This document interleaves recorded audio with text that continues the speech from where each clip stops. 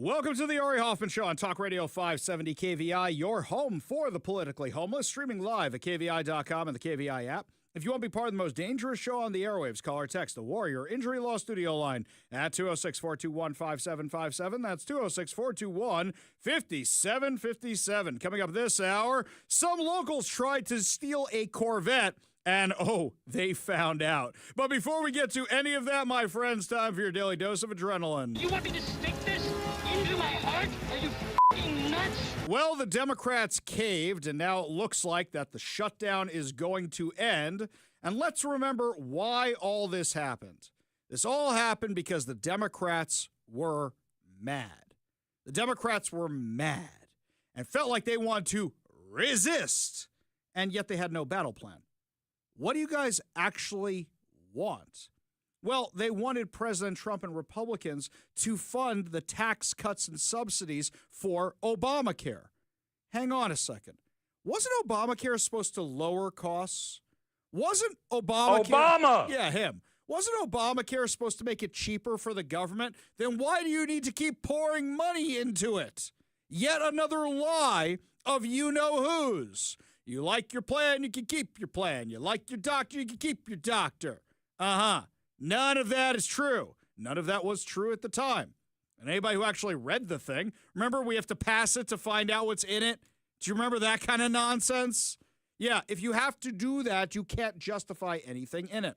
So what happened? The moderates got itchy. The moderates. By that I mean Democrats who are in blue. Oh, no, wait, those aren't blue districts. They're in purple districts, maybe in blue states. And they know that what happens is they're going to get thrown out. They're in very, very purple states, and they are worried about losing elections. They are worried about getting reelected. So they said, all right, Schumer has no game plan here.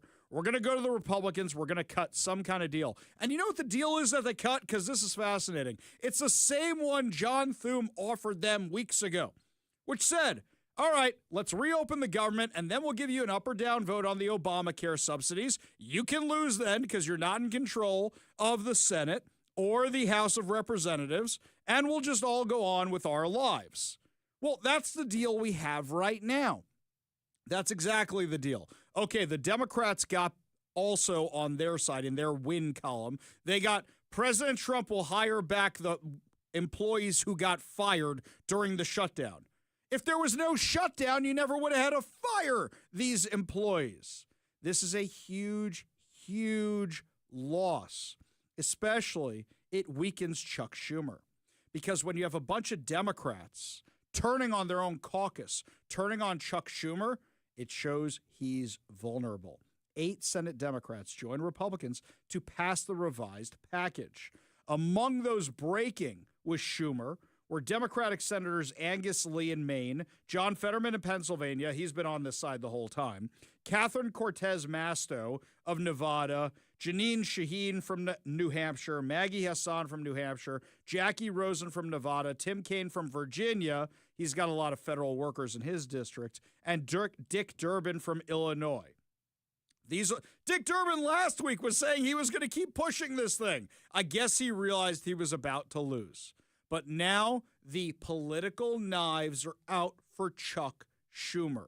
Everybody's going after him. Literally everybody from his side. When you've lost The View, you know you're in trouble. They did an entire segment today about how mad they were at Chuck Schumer, and I don't have the appetite for that much of The View. I really don't. So we clipped a little bit of the worst part of it for you. This is Sonny Hostin this morning. Let's be clear. The Republicans run the House. The Republicans run the Senate. The Republicans run the White House. The Republicans run the Supreme Court, as far as I'm concerned. This was a choice by Republicans to cut SNAP benefits. This was a choice by Republicans to cut ACA subsidies. This was a choice by the Republicans to gut the federal government and federal employment. Democrats had nothing to do with it. I want an opposition party. I think the Democrats caved. I think the Democrats let down the American people. And like you, Whoopi, I have absolutely no faith that the Republican Party will come to the negotiating table in good faith. You know, you do something like this, shame on you the first time. You do it twice, 3 times, 4 times. Shame on me. Shame on the Democrats for even believing that the Republicans will, even vote on it. There's no guarantee in this New Deal that there's going to be a vote. There's no even commitment to have a vote. So the bottom line is the Democrats went into this after a blue wave out of the American people saying we do want the opposition. The working people want the Democratic Party to fight for them. And now they just caved and surrendered. I think Chuck Schumer, his days are over. If he cannot keep his caucus together, he needs to go. He needs to be replaced. I completely disagree with you, Sonny. So hang on a second here before we completely disagree with Sonny.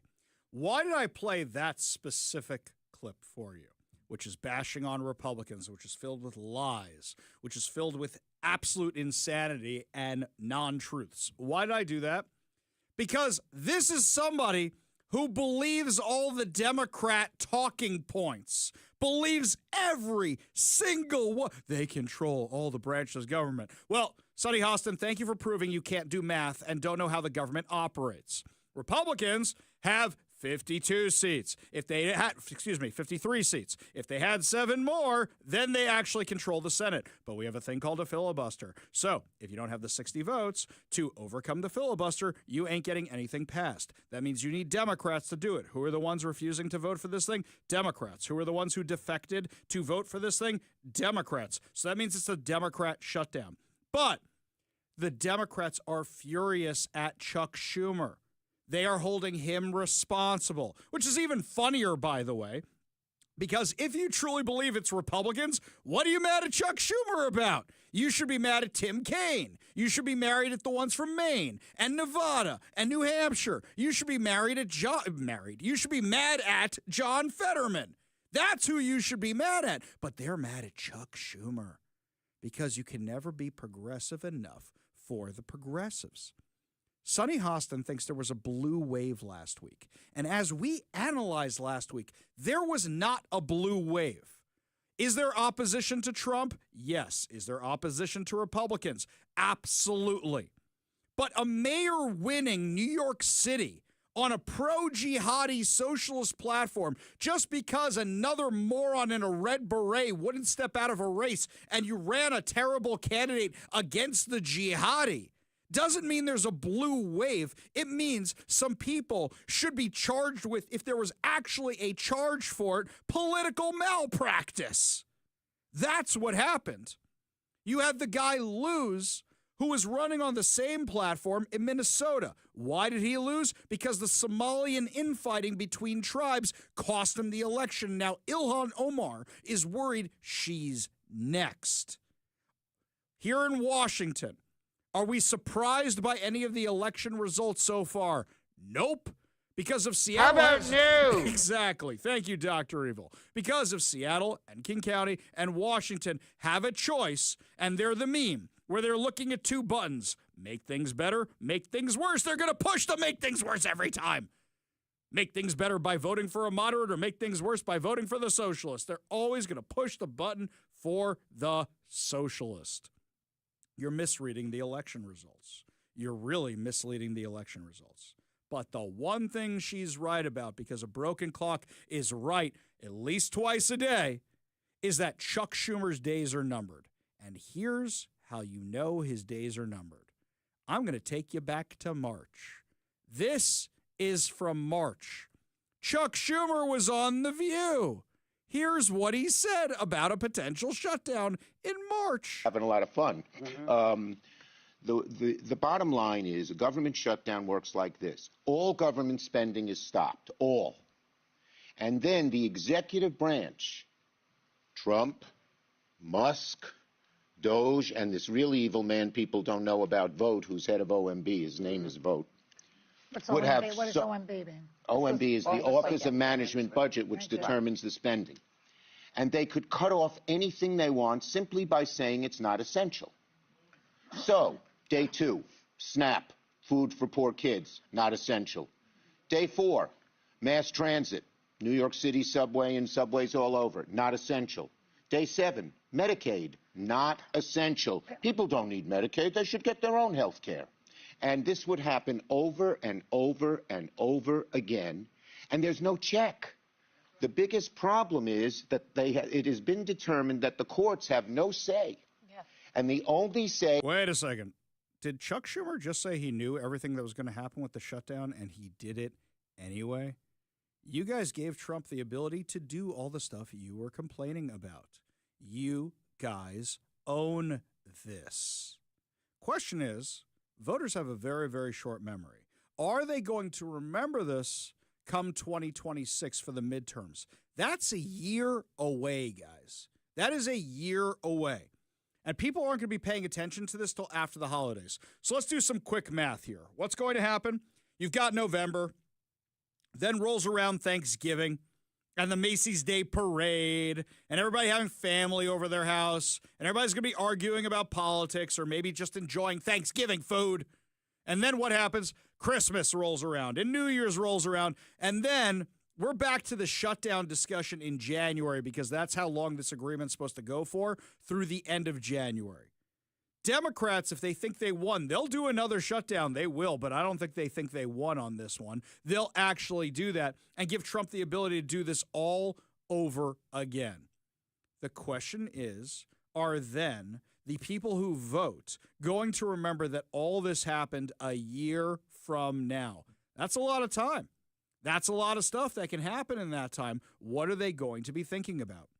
Democrats in purple states cross the line because they think they're going to lose. Chuck Schumer lost. You want to know how you know Chuck Schumer lost? Here's a good one for you. I will prove it to you. Rashida Tlaib was tweeting earlier today. That's right, the Democrat from Gaza. She said, Senator Chuck Schumer has failed to meet this moment and is out of touch with the American people. The Democrat Party needs leaders who fight and deliver for working people. Schumer should step down. By the way, all the progressives are saying this. And why are the progressives saying this? Because they think they can get in more of their socialist, communist, jihadi-loving buddies. And as I predicted, we are not going to have a fight between Democrats and Republicans. We are going to have a fight between Republicans, moderates, common sense people, and all the whacked out liberal lunatics who think socialism is the key to solving everything. That's going to be 2026. That's going to be 2028. So what you're going to have, let's say it's J.D. Vance, for sake of argument. Let's say it's J.D. Vance and Marco Rubio, which anybody can look at and go, that is a fine ticket. That is a fine, fine ticket. That is, believe it or not, a moderate ticket. That is a reasonable, common sense ticket. Who are they going to be up against? AOC and who? Whether it's she's for president or vice president, I doubt it's going to be Bernie because he's 100,000 years old. So which lunatics? It's not going to be Newsom. It's not going to be Josh Shapiro. You know why it's not going to be Josh Shapiro? Jihadis don't like the Jews. And Josh Shapiro has stood up against the jihadis, even though he's a lefty. So who's going to be with AOC? It's not going to be Mamdani. He's not homegrown. So it's not going to be him, but which psycho lunatic is going to be running with AOC? And that's going to be your election in 2028. Now think about 2026. If the Democrats take back the House, if the Democrats take back the Senate, they're going to stop the Trump administration in its tracks, and it's going to be harder to get a J.D. Marco Rubio ticket elected, because what happens in that case is they're going to say, well, you guys promised all this stuff and you haven't delivered anything in a couple of years. That's what we're looking at here, friends. So I want your predictions. I want your predictions. Mr. T's weighing in. What's your prediction for tonight's fight? Prediction? Yes, prediction. Pain. That's what I'm concerned about coming up, my friends. That's what I'm worried about. But Chuck Schumer knows he's done. You want to know how I know he's done? Last night, Senator Bernie Moreno, who's a Republican from Ohio, was grilling Chuck Schumer before this vote. And Chuck Schumer, this is a little bit of a long clip, rather than answer the questions, rips off his microphone and leaves the floor. It was embarrassing. Give a listen. Have you put forward a proposal that we can read that you referenced in your speech, what says a clean continuing resolution with the extension of the ACA Biden COVID credits? Yes, as we spoke yesterday. So there is I will not be interrupted. No, my question is there a proposal in writing that we can read? There is a proposal that is very simple. First, you haven't put your proposed fix to the ACA, the new one, which Leader Thune has spoken about on the floor, so we can't give you a counter in writing. But it's very simple, because we have two sentences we would add to any proposal, which would extend the ACA benefits for 1 year. That's all, plain and simple. And the leader can put that in his proposal on opening up the government. So it doesn't need a vote. It can't be blocked by anybody. It's the right thing to do. Would it still have no income caps, so people who make $1 million, $2 million, $3 million a year? As we said, if he would have listened to my speech yesterday, once we passed the 1 year fix, so people right now aren't in difficulty, we would sit and negotiate that.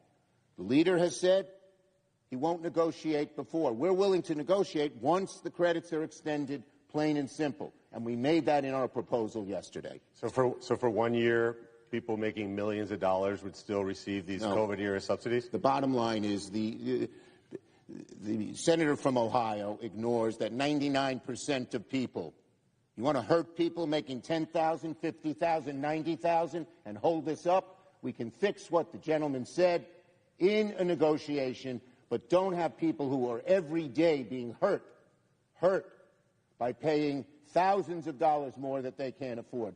I know that the senator from Ohio cares about the billionaires. We care about average working people. I yield the floor. So just to be clear, Ms.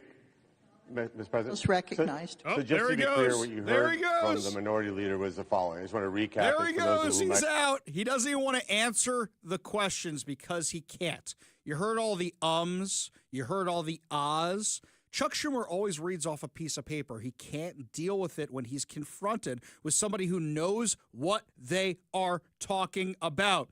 And he left the floor because at the end of the day, the ACA, the Affordable Care Act, is not affordable.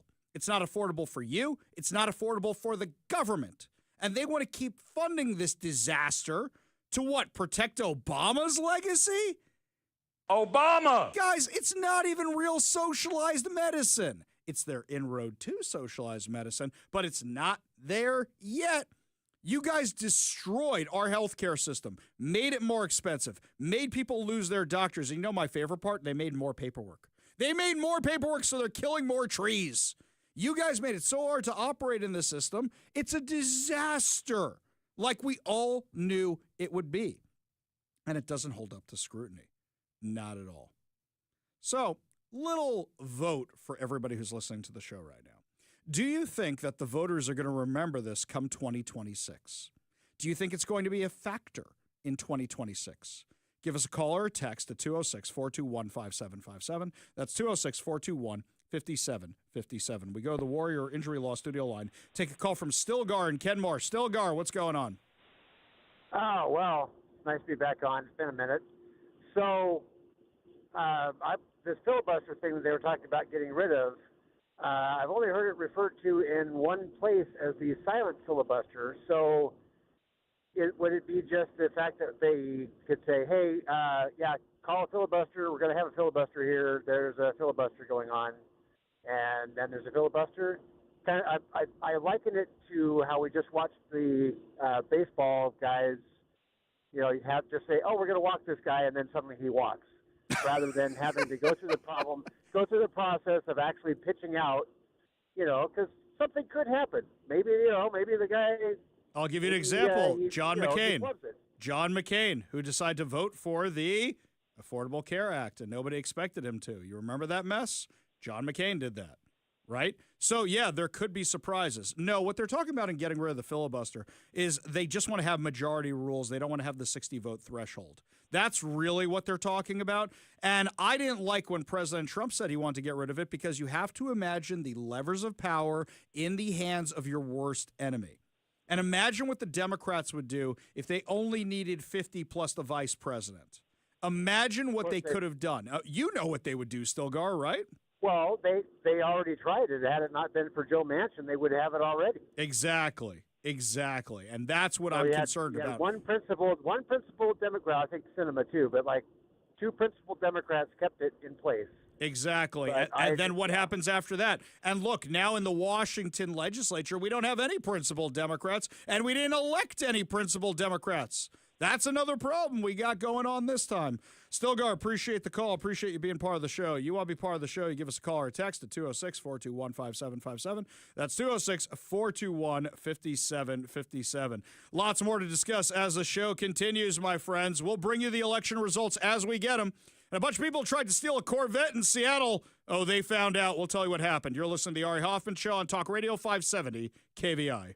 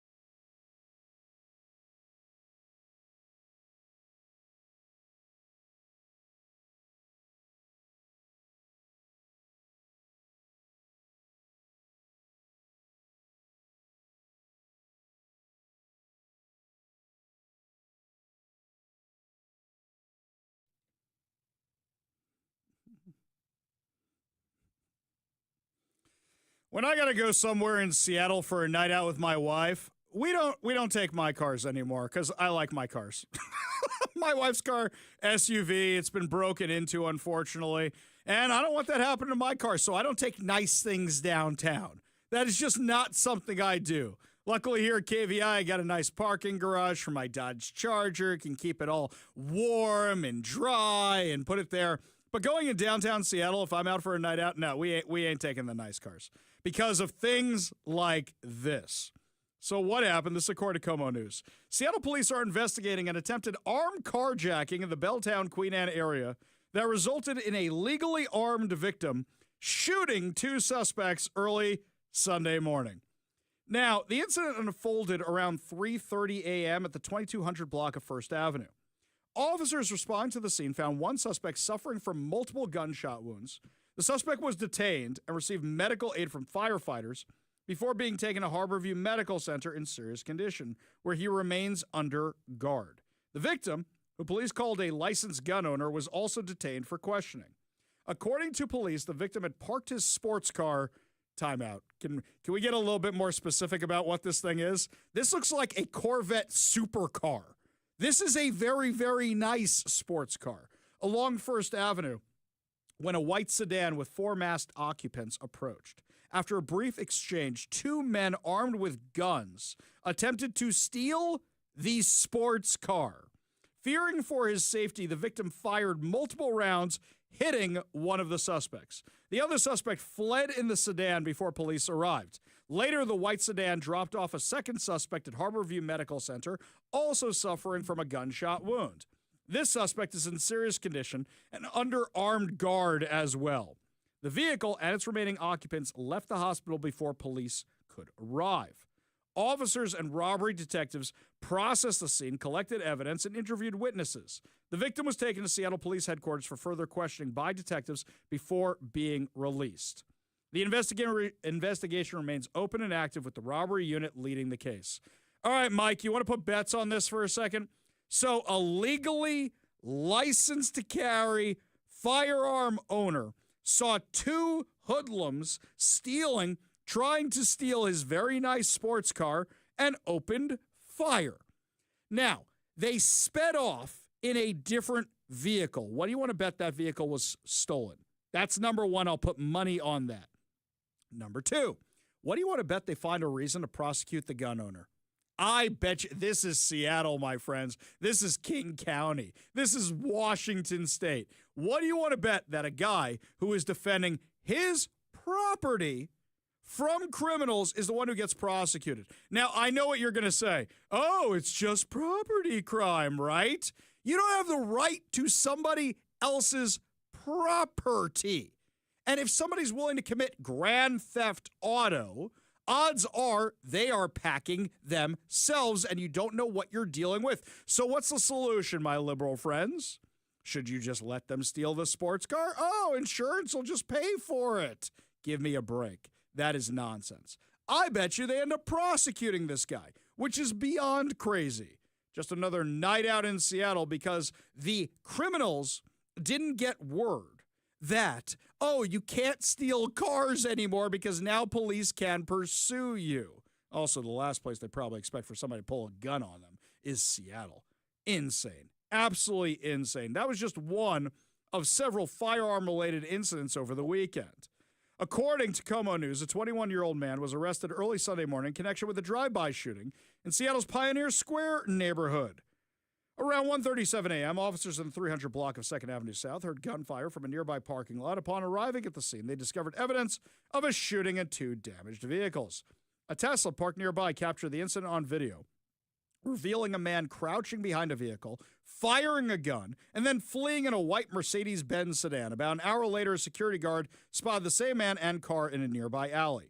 Officers subsequently found the man in the driver's seat of the Mercedes-Benz and arrested him without incident. Police have seized two vehicles connected to the shooting and taken them for further investigation.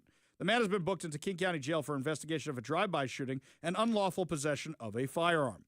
Isn't it nice that those Teslas have cameras on them so that way you can solve crimes? Oh, no, wait, we're not allowed to use cameras anymore in our area. Redmond, Auburn, Oregon. They're all now trying to get rid of these cameras that can help find suspects because ICE might use them. Yeah, watch. Now, imagine all of a sudden you're going to start saying, no, Tesla can't have cameras on its cars anymore because ICE might use them. Is that evil Elon Musk? We need to stop this. We go to the Warrior Injury Law Studio line, take a call from Leonard in Shoreline. Leonard, what's going on? You know, my prediction as far as the 2028 presidential election as well, you know who would rather run besides AOC? Basically, you don't want Mamdani because he's basically too communist. Well, he can't run. He can't run. He's not an American citizen. He wasn't born an American citizen. He can't run for president. Well, what I'm trying to say is the only thing that needs to be done is I think the only one who could run for president, or shall we say, to run alongside AOC would be a terrorist. And besides that, that would mean that communism would be at its best here in the U.S. Well, who do you think that terrorist would be? Do you think we're talking about Gavin Newsom? Because I don't think that he's progressive enough for the progressives. Yes, I think Gavin Newsom would run. Oh, I think he's going to run, but I don't think he's going to be the final guy on the ticket because I don't think he's progressive enough for the progressives. Appreciate the call, Leonard. Appreciate you being part of the show. You want to be part of the show, you give us a call or a text at 206-421-5757. That's 206-421-5757. Pam in Lake Stevens said, I heard he, quote-unquote, feared for his safety. By the way, if somebody's stealing my car, I fear for my safety. I don't know what they're using there. I would definitely fear for my safety if I had to pull a firearm on somebody stealing my car. Lots more to discuss as the show continues. Speaking of those communists and jihadis who are running for office, Zoran Mamdani has a pick to run New York schools. And it should make every parent pull the fire alarm in concern. We'll tell you who it is when we come back. You're listening to the Ari Hoffman Show on Talk Radio 570 KVI.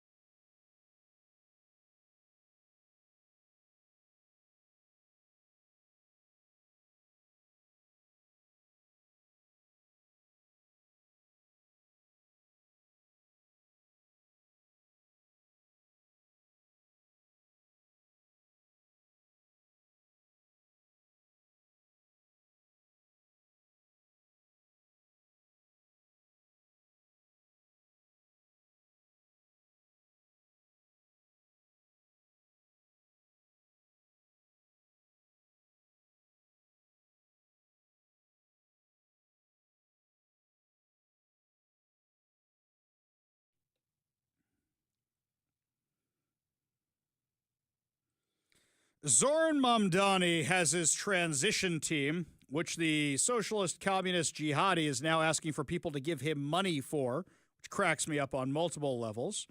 He is now considering who's going to be his top staff and who should run New York City public schools. Well, it looks like there's going to be a 4-alarm fire for the person he wants to pick, a swamp creature I thought we were kind of done with, but now is coming back like Steve Buscemi in that Tales from the Crypt episode where he's rotting from the inside because he was exposed to that virus because the other photographer sent him there because he wanted to hook up with the chick from Weird Science, the TV show. Yes, I really like that Tales from the Crypt show. I don't know why. I just did. Whenever I had sleepovers with friends, we watched Tales from the Crypt, and they haunted my nightmares, but they're so applicable now. It's like a more twisted Twilight Zone. Anyway, who is that swamp creature he wants to put in charge of all kids' public schools in the New York City area? It is Jamal Bowman. Now, that's a name I've not heard in a long time. Long time. That's right. Once you get hustled out of Congress because your own district can't stand you, even though they're a bunch of lefties, which is even funnier to me, they said, nope, this guy's too crazy even for us.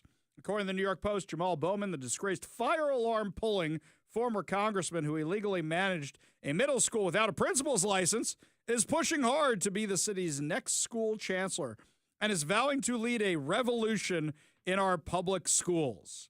The bombastic ex-squad member sounded like he had already won the appointment from his socialist soulmate, Mayor-elect Zoran Mamdani, Thursday night when he addressed his comrades at the Democratic Socialist of America New York City chapter on Zoom. In fact, we've got a little clip of that. And let's build an organizing infrastructure, ecosystem, and machine that helps to decide the next big statewide race, which is the governor's race next year, and then there's going to be Senate races in a couple of years, on and on and on. And we could do this in New York City. We could and must do it in Long Island. We could do it in Westchester County. But let's continue to build power for the people and save our country from these fascists that are trying to destroy it. Oh, the Republicans are the fascists, not the jihadi, commie. You know them. Here's something else, Mr. Bowman. You might have want to look at the election results from New York. Long Island went more red. Yeah, it went more red this time. This is the thing. When you try to create a national narrative out of local elections, it doesn't always work. Long Island went more red. And you know what's going to happen? Westchester County and Long Island, which are the suburbs to New York City, are going to become more red when the common sense people move out of New York City because of the insanity that Mamdani is pushing. They're going to get out of there with the quickness. In fact, moderates in the Democrat Party are already being pushed out. So Kathy Hochul, who endorsed Mamdani, one of Mamdani's big things is he wants free transit. Well, how can you offer free transit? Who's going to pay for it? Look, the MTA, which the Metropolitan Transit Authority, is always losing money. And they keep upping the subway fares, upping and upping and up and up. And that's not enough. It's not enough. And they have turnstiles, unlike Sound Transit. So how are you actually going to pay for this? This requires the governor. This requires the state legislature to say, yeah, we'll give you your free choo-choo trains. Hey, Kathy Hochul, you guys going to do that? I cannot set forth a plan right now that takes money out of a system that relies on the fares of the buses and the subways. But can we find a path to make it more affordable for people who need help? Of course we can. And what about child care, though? Child care I already committed to. So we'll be on a path to get there because I'm committed to this as a mom governor. I get it. But also to do it statewide right now, it's about $15 billion, the entire amount of my reserves. Yeah. So how are you actually going to pay for this? Free stuff isn't free. Somebody has to pay for it. What were they chanting when Zoran Mamdani won? Tax the rich, tax the rich. That's what they're going to do for child care. You think that these people are going to stick around? No, they're going to move to Westchester. They're going to move to Long Island, or they're going to move out of New York because they have the resources to do so. Kathy Hochul is already tied with Elise Stefanik, who announced last week that she's running for governor, and the race has barely begun. In the polling, they are already tied because people don't like Kathy Hochul. The progressives think she's not progressive enough. Enough people who are not progressive said you sided with Zoran Mamdani, the commie jihadi. And then you've got the Republicans who don't like her at all. Kathy Hochul ain't going to win re-election. The question is she even going to survive the primary? We go to the Warrior Injury Law studio line, take a call from our frenemy, Bennett the protester. Bennett, what's up? Hey, topic switch. So you remember you were talking a while ago about how your YouTube channel got suspended. Did somebody, I guess to this day, you're not sure what they complained about, but, it got shut down. Well, no, I know exactly what got me taken down. The YouTube channel I have up now is like a shoddy replacement for it that I'm trying to build back up because I lost all my subscribers and all my content. Okay, so here's how I think that social media sites should handle complaints in a way that would be more fair. Tell me what you think of this. So if a person files a complaint and they say this content broke this rule, then let's say it gets pushed out to a random selection of, let's say, 10 other people who have also opted in as volunteers that are like filing complaints against content. And then each of those 10 people would be shown the content and shown the rule it allegedly broke and say, do you believe that this content broke this rule? Vote yes or no. And then if more than, say, 7 out of 10 of them say yes, then it does get taken down. And I mean, I think this sounds like a straightforward enough idea, but it's the only way I can think of that would actually scale up properly. You no longer have the bottleneck of the company's own employees having to review all the complaints, but you also make it fair because you're asking the question, would the average person seeing this content believe that it violates this rule as the rule is written? So I know this is a big issue for you, Bennett, but I'll put this one out there for a second. Isn't the Rumble model better, which we're streaming on today, where nobody gets censored? Isn't that the better way to go unless you actually threaten somebody's life? Unless you do that, you really are not getting bumped from Rumble. And even if there are ideas on there that I find morally reprehensible, we have free speech in this country. So unless you are actually threatening somebody's life, you don't get taken down from Rumble. And none of my content has ever been taken down from Rumble. So don't you think that's a better way to go? I mean, it depends. Even though it's legal to publish that stuff, is it really good for every site to agree to host it? I mean, for the foreseeable future, I don't think YouTube would agree to a model where they are, hate speech is legal in the United States, but stuff that meets the definition of hate speech, they might not agree to host it. But as long as they're not going to change their rules, what I'm suggesting is a better way to enforce their rules. I'm not disagreeing with you, Bennett. I'm just saying what is YouTube's incentive to do it? Right now, they are the kings of their castle. They have no incentive to do it because they can shut down anybody they don't like. They have no incentive to do your model. Even if I think it is the best model ever, which, by the way, I think there's merit in your model. I think that right now, the only way you can avoid this kind of stuff is being like Rumble and just let everybody go. And unfortunately, there's no incentive for YouTube to do it because YouTube is still the primary platform that it is. Appreciate the call. Appreciate you being part of the show. You want to be part of the show, you give us a call or a text at 206-421-5757. That's 206-421-5757. When we come back, my friends, the Supreme Court proves that the left was completely wrong about Trump and what he was going to do. In fact, they were wrong about the Supreme Court, too. We'll tell you what's going on when we come back. You're listening to the Ari Hoffman Show on Talk Radio 570 KBI.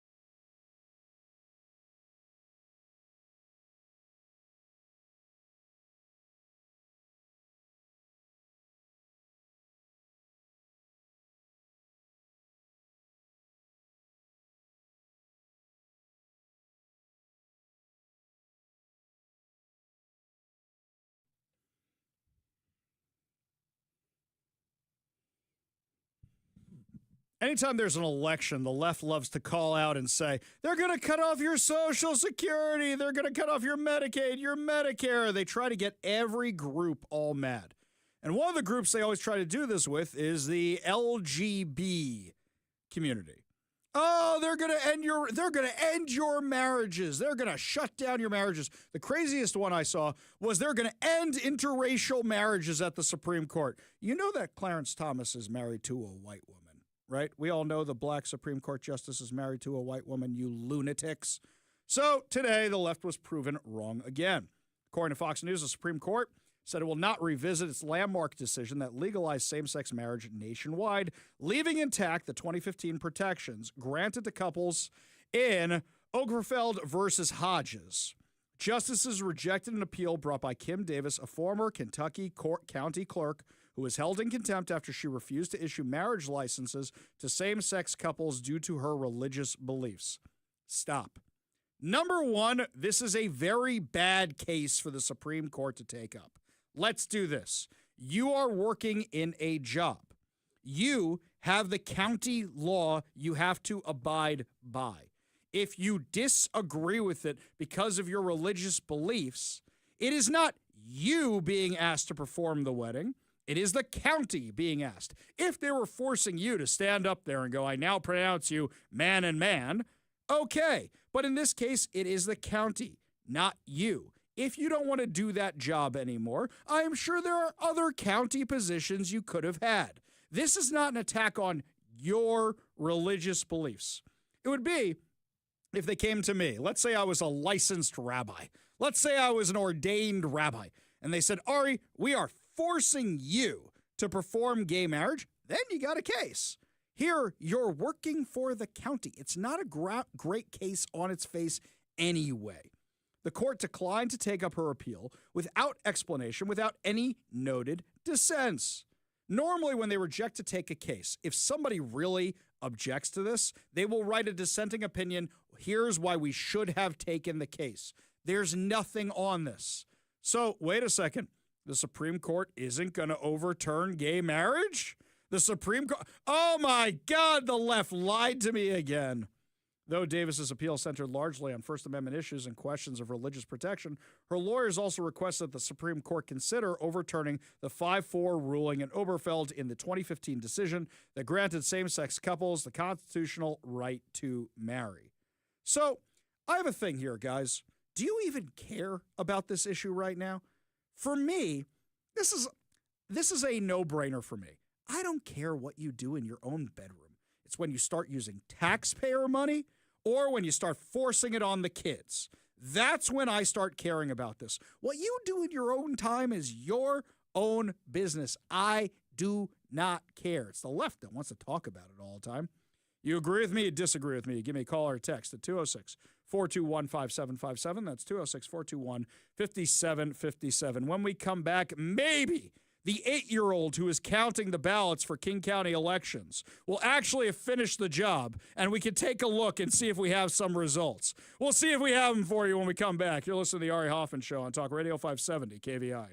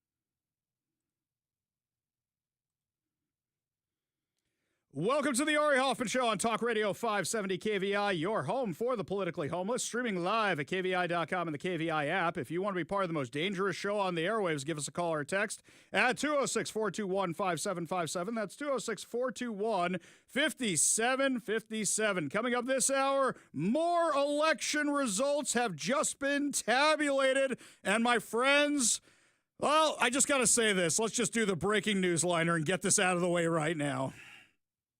Talk Radio 570 KVI, breaking news on the Ari Hoffman Show. After the latest ballot drop, socialist Seattle mayoral candidate Katie Wilson is now leading Bruce Harrell by 90 votes. Excuse me, 91 votes. Only 91 votes.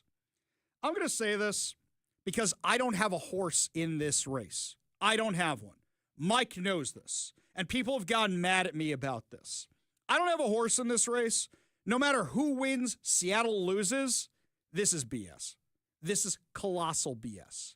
Number one, the fact that it takes a week to count all of these. Who's doing the counting here? 5-year-olds learning their numbers for the first time? But number two, the fact that we knew this was going to happen with such predictability, why do we take it as gospel that any vote that comes in is going to trend to the left in the majority? Why do we take that as fact? Here's something else. Bruce Harrell has plenty of blame for this himself. He ran a garbage campaign. And something else. Mike, I went back and checked his social media. Do you know the last post they had? It's election day. Get your ballots in. Katie Wilson's team has been working it to cure those ballots, which means, did your vote get counted? When King County elections, when David Croman from the Seattle Times says cured ballots are now coming in, what, they come out of somebody's trunk? You have now made an election denier out of me because I don't believe this at all. This is bogus nonsense. When all of a sudden you're hearing from every lefty, well, if you do the math this way, there is no math. There's no predictability on this whatsoever. They are both terrible, terrible candidates. But the fact that Bruce Harrell is now losing by 91 votes? All right. Now maybe Bruce Harrell will make friends with Dino Rossi. Maybe that'll happen. Because I don't believe this at all. I'm sorry, you're going to have to show me your work, and this thing is for sure heading for a recount. For sure it is. But Bruce Harrell's team, they're not out there telling people to cure their ballots. They're not out there working it at all. It's almost like Katie Wilson's team knew this was the only way they were going to win if they do this. Plus, Bruce Harrell, if you hadn't been such a garbage mayor, it wouldn't have been this close in the first place. And if you hadn't tried to be Katie Wilson, it wouldn't have been this close in the first place. Somebody like me, who was pestering all my friends in New York about who you're voting for, Mamdani or Cuomo, might have actually circled in the thing for you. Okay, guys, if he loses by 1 vote, you can blame me. If he everybody else in my family voted for Bruce Harrell, even though it was against my objections, but I don't get to decide who you vote for. Everybody else in my family voted for Bruce Harrell. I did not, because I just couldn't do it. 91 votes? I'm sorry, I don't believe this. I do not believe this. I just don't. I don't believe this at all. I'm really having a lot of trouble believing this. In fact, if you want to call in and vent about this and say, I told you so, Ari, phone lines and text lines are open right now. 206-421-5757. That's 206-421-5757, because this is BS. This is garbage. I do not believe it right now. I just don't. We go to the Warrior Injury Law Studio lines, take a call from our friend Transit Joe. Transit Joe, what's up, man? What's down is, Katie Wilson is about to sink Seattle really bad. Granted, Matt Gilbert, one of your biggest fans, says Seattle was dead long before Katie Wilson defeated a bad campaign in Bruce Harrell. This is just, because my worry with Katie, the anti-Semitism. It's like Claudia Badass Ucci. She didn't play your best player, which was Vanessa Kritzer, the Jewish president of Redmond. Had she played that, she'd right now be county executive. I don't think so. I think the lefties still would have, because, Joe, the Democrat Party doesn't like that kind of stuff. But let's be real about this for a second, okay?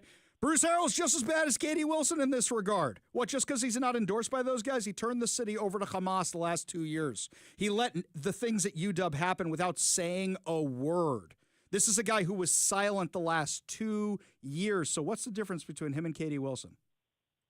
Harrell has become more and more outspoken. No, he hasn't. No, he hasn't. No, he hasn't. No, he hasn't. I'm not done yet. I'm not done. He also hired a Jewish deputy mayor. Oh, you mean Justin Farrell, who nobody knew was Jewish and nobody in the Jewish community knows her? No, you can't identify as Jewish just to solve a political problem you have. Joe, it's not the Jewish thing that would have won the race for him. You know what would have won the race for him? Cleaning up the homeless encampments, enforcing the law. That's what would have won it for him. Agreed. Yeah.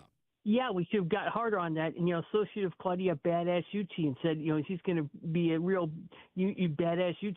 Okay, you keep calling her that. Why do you think she's so good? Because she has done nothing or rather she has done the same things Gourmet has done. The same things. There is no difference between the two. No. There's a big, Badass Uchi stood up to Alex Zimmerman longer. Oh, okay. Joe, forget the Alex Zimmerman. He's one random dude who shows up to complain at city council meetings. Everything she has done has made my life worse. There is nothing she has done that has made my life better. Not everything. Really? She passed taxes. She passed massive taxes. Massive taxes. The voters approved all the taxes for the Sound Transit you and I love so much. Oh, yeah, I'm sure that's what it is. Okay, Joe. I mean, look at this. She is one of the people responsible for that disaster at Sound Transit, and I know you know that, but there's no difference between her and the other guy. There just isn't. Appreciate the call. Appreciate you being part of the show. You want to be part of the show, give us a call or a text at 206-421-5757. That's 206-421-5757. We are here for you to vent about our electoral system. Give us a call, 206-421-5757. We go to the Warrior Injury Law Studio line. Take a call from David in Port Orchard. David, what's up, man? Hey, I just wanted to talk about that Oberfels case. Yeah. Everybody refers to it as the gay marriage decision, but truly it's not about gay marriage. It's what's legal in states should have, for one state, has to be legal in another state. Like, you're married in Washington. You go to Oregon, Oregon's still going to recognize your marriage license. Some states allow gay marriage.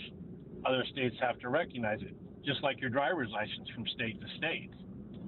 And people forget that. It's the point of law. It's not really about gay marriage. It's about what's legal for a U.S. citizen in one state should be legal in another state. And it's really a Pandora's box that I can't believe people have taken more advantage of.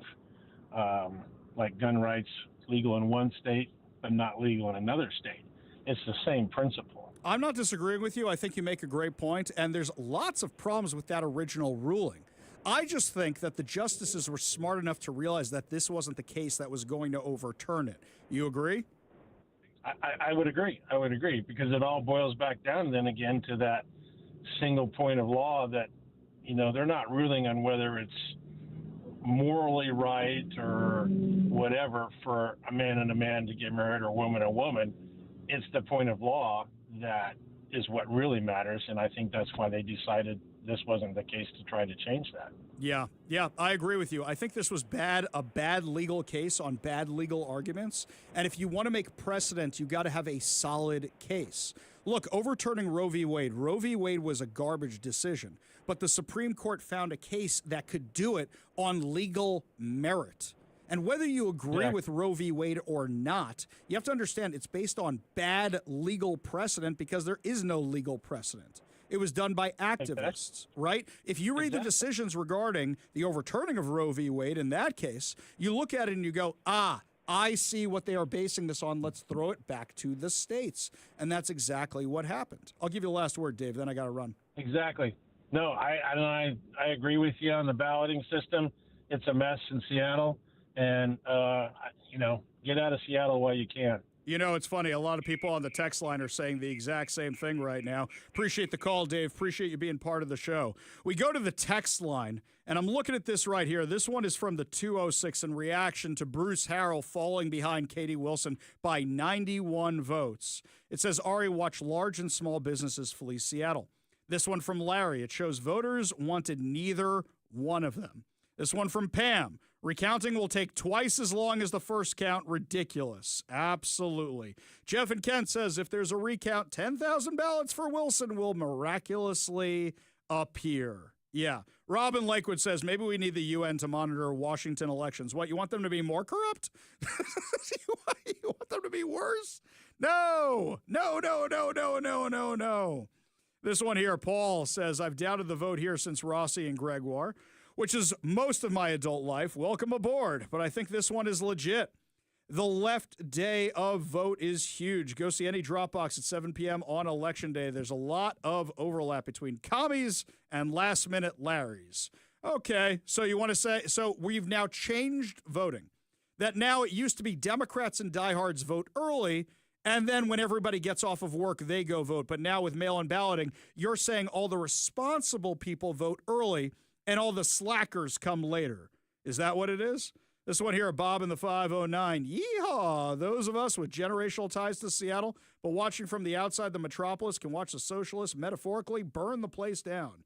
Entertaining to say the least. Hey, Bob, I still live here, man. It's not like Harold would be improving things. I agree. Our only concern is containment anyway. On the other hand, Bruce's friends might yet take the enshrined Democrat historical route and find a car trunk full of votes. Okay. This one here from Forest Cat. Ari, I ran our HOA elections. We had a count in minutes. Give me Seattle's ballots. I'll get you the results by hand count 2 days. Something stinks.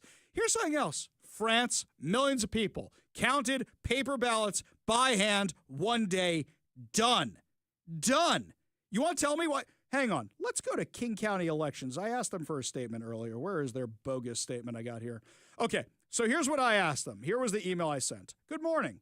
How is it that New York can count 2 million votes in 24 hours, but we're still waiting for the results of 300,000 ballots almost a week after the election? Hi, Ari. Good question. The difference lies in a polling place versus vote-by-mail system.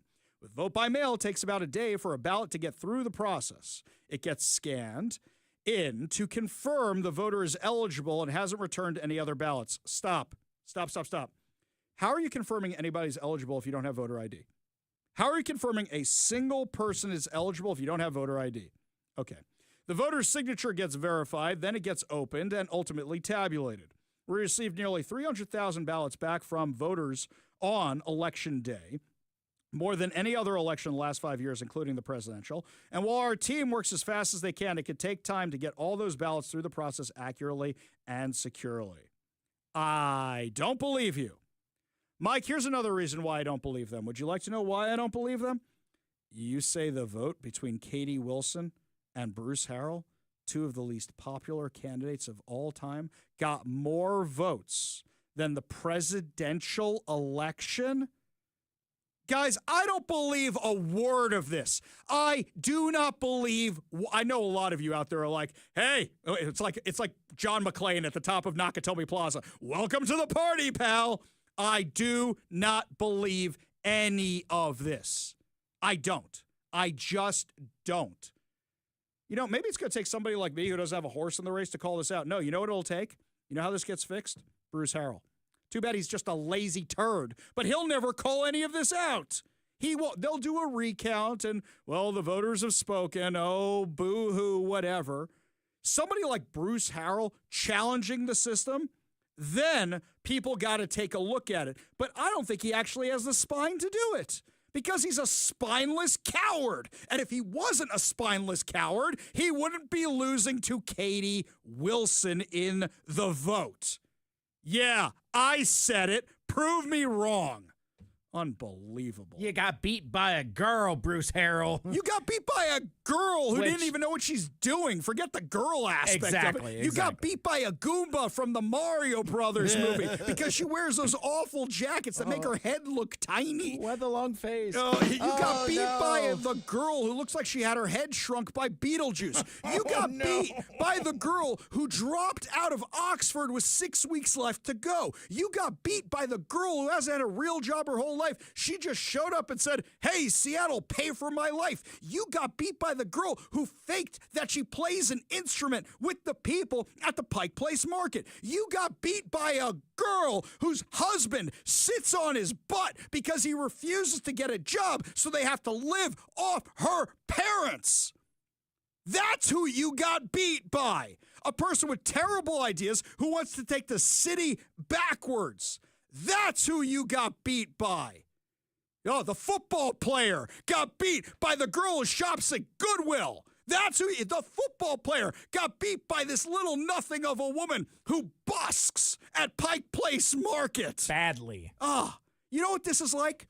Revenge of the Nerds. When John Goodman comes out and he can't believe that his football team, the Jocks, got beaten by a bunch of nerds. No, I'm not telling anybody to go trash her house. That is not what I'm saying.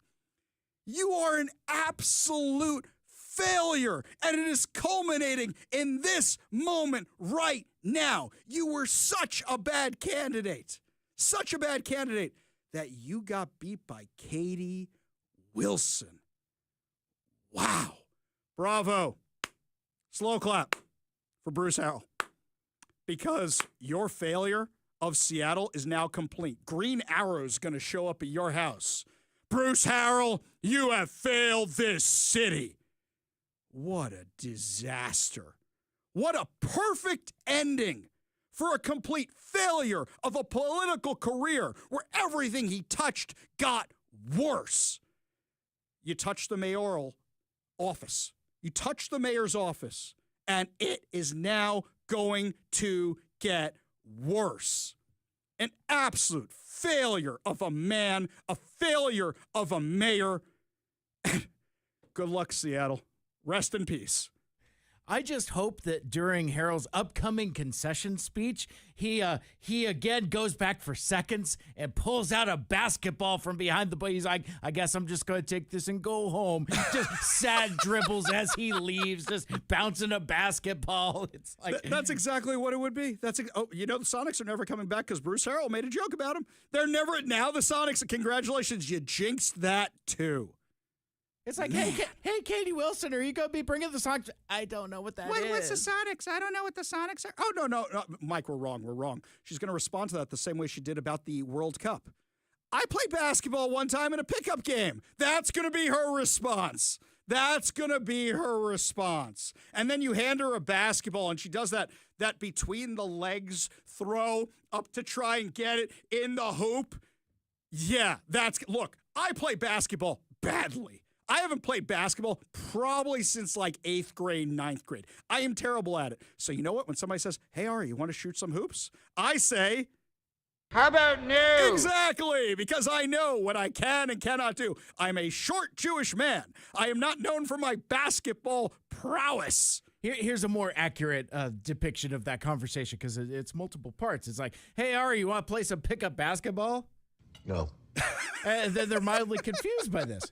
No. And then Ari's all like, "No." There's no way. No. The writing system is so far away. You know what we need, Mike? Mike, I need a sound clip. We don't have it in the system. I know we don't. I need Darth Vader going, "Your failure is now complete." I need something like, we got to find something like that because that is Bruce Harrell. You guys want to be mad about something? Don't be mad at the electoral system. Don't be mad at Katie Wilson. You be mad at Bruce Harrell that he was such a terrible candidate. He just pulled a Cuomo and surrendered Seattle to a socialist because he sucked at his job so bad. So many people didn't even bother to show up and vote. So whether or not you believe this is rigged or not, it should have been too big to rig. But he's so bad at his job. You get a Katie Wilson. Congratulations, Seattle. Just congratulations. Congratulations, you played yourself. Exactly. Socialist city council, socialist mayor. Oh, man, it's been nice being here. Tell me if you're staying or going. Should we stay or should we go now? Give us a call or a text at 206-421-5757. That's 206-421-5757. When we come back, my friends, more sitting Shiva over the election results. And Washington State University won't teach biology because activists say it's bigoted. We'll tell you what's going on when we come back. You're listening to the Ari Hoffman Show on Talk Radio 570 KVI.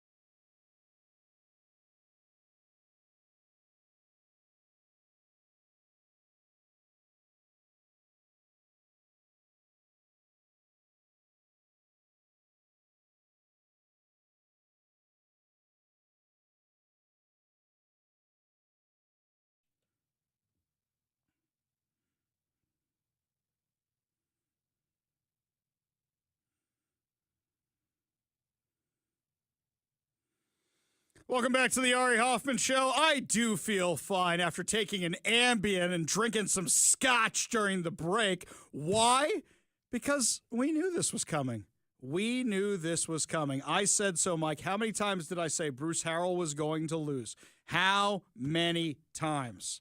I thought Katie Wilson may have actually screwed herself the past couple weeks and won a terrible campaign, but that's how bad of a candidate Bruce Harrell was. That Katie Wilson still managed to win after real change. We called her out for this. Real change. They never met a socialist they didn't like, the homeless newspaper. After they were saying she was a creation of the stranger. That's exactly what this is.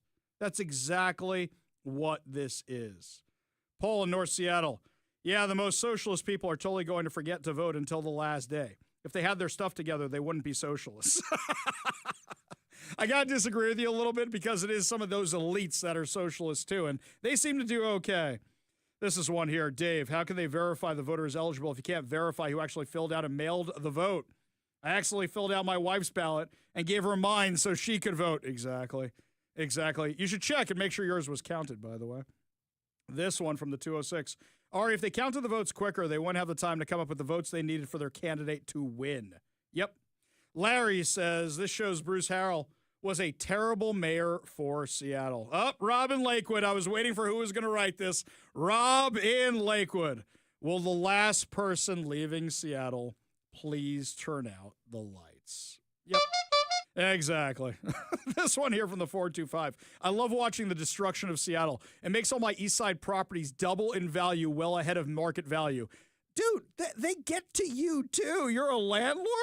They're going to come after you worse than because the socialism spreads, my friend.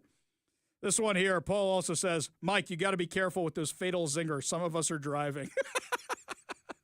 Good shout out from Mike there. This one here. Bruce Harrell is Dewey now. He thought he won. Good reference. You guys are great today. Oh, no, wait. This is text of the day. This one here from the 206. Socialists giving jobs to people who failed in civilian life. Text of the day. By the way, would you like my new headline? Here's my headline. Breaking news. Wait. I want to do this right. Hang on a second here. Here we go. Talk Radio 570 KVI. Breaking news on the Ari Hoffman Show. Katie Wilson's husband is thrilled he doesn't have to get a job after learning the results of the mayoral campaign. Thank you. Hang on. We're going to reach out to Katie Wilson's parents for comment. Katie Wilson's parents said they are so excited not to have to pay her bills anymore now that she won the race to become Seattle's mayor. Exactly. The legend begins right here. Here in sad news for Katie Wilson, Oxford still won't claim her as an alum.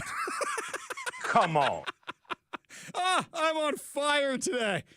This is good. Yes, from the Seattle Stranger. We fooled you.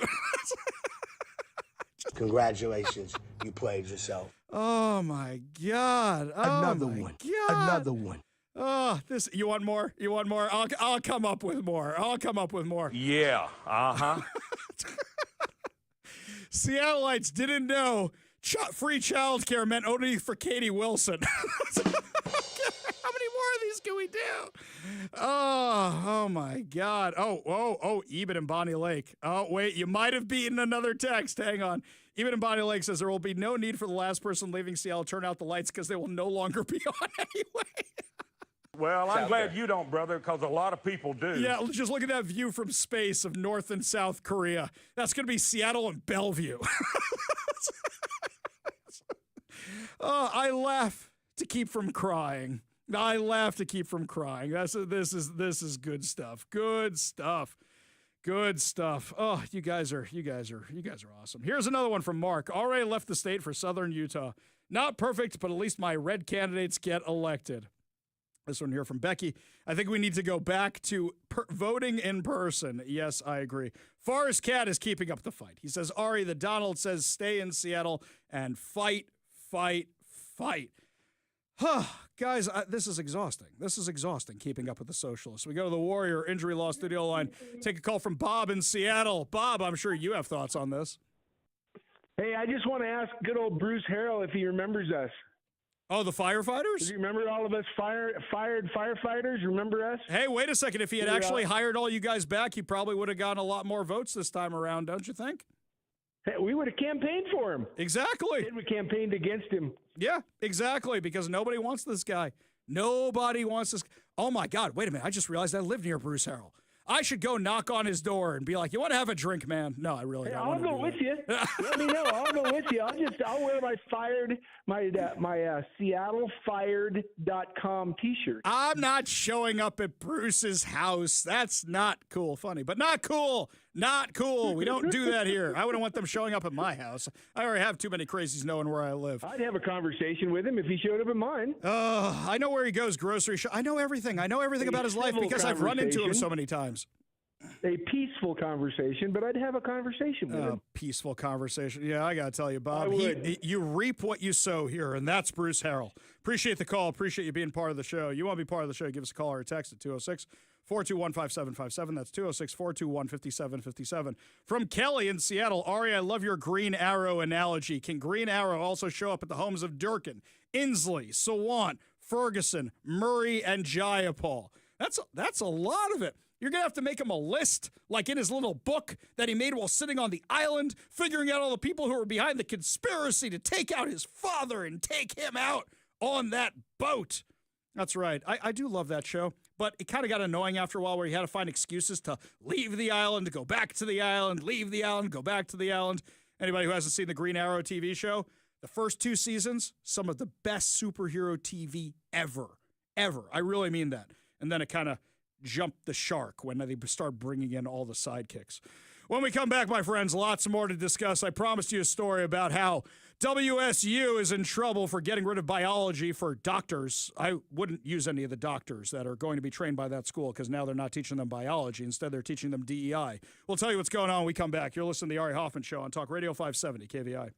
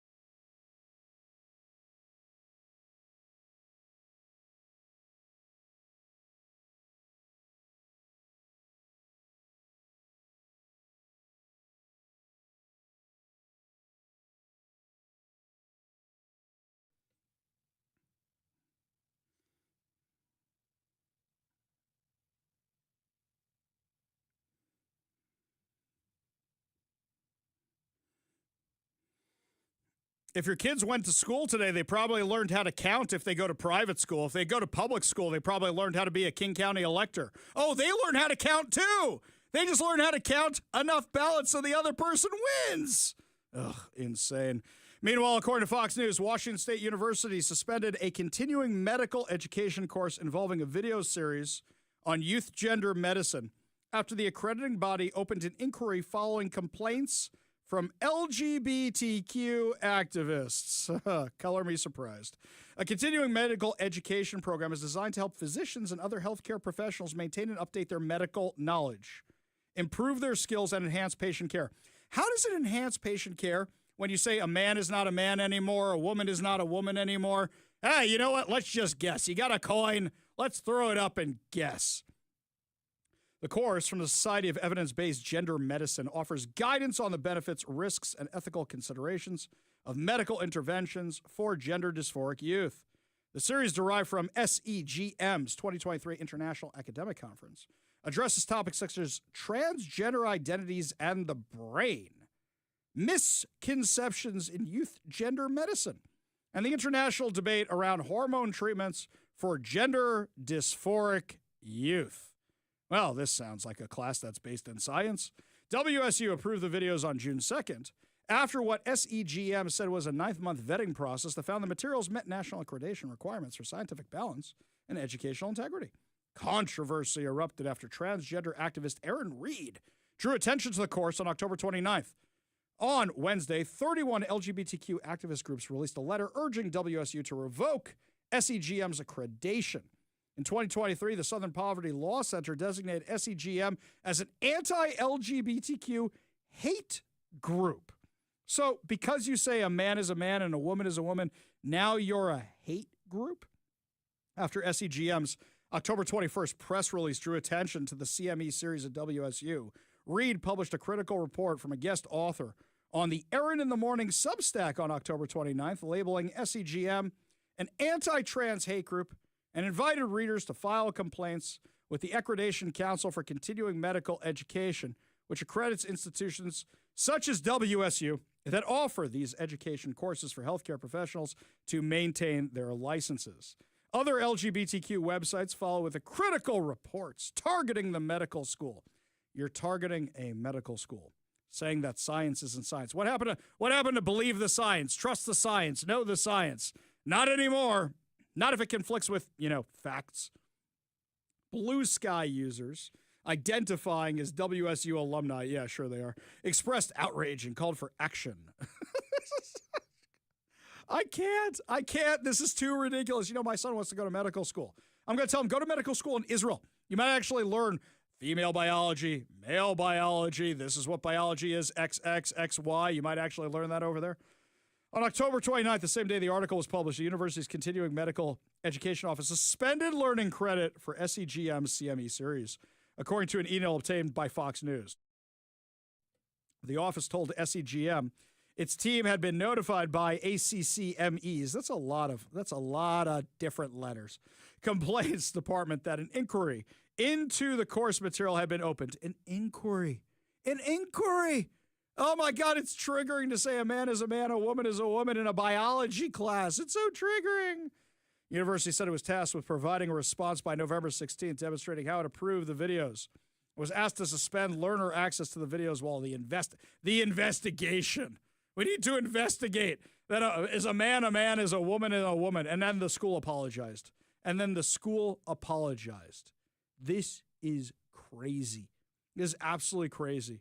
The left has taken over. Absolutely. This is crazy. This is what we're learning now. This is what we're teaching kids. By the way, speaking of teachers who suck, you know that a kid in Seattle Public Schools won an $8 million lawsuit from a jury because the teacher punched them in the face?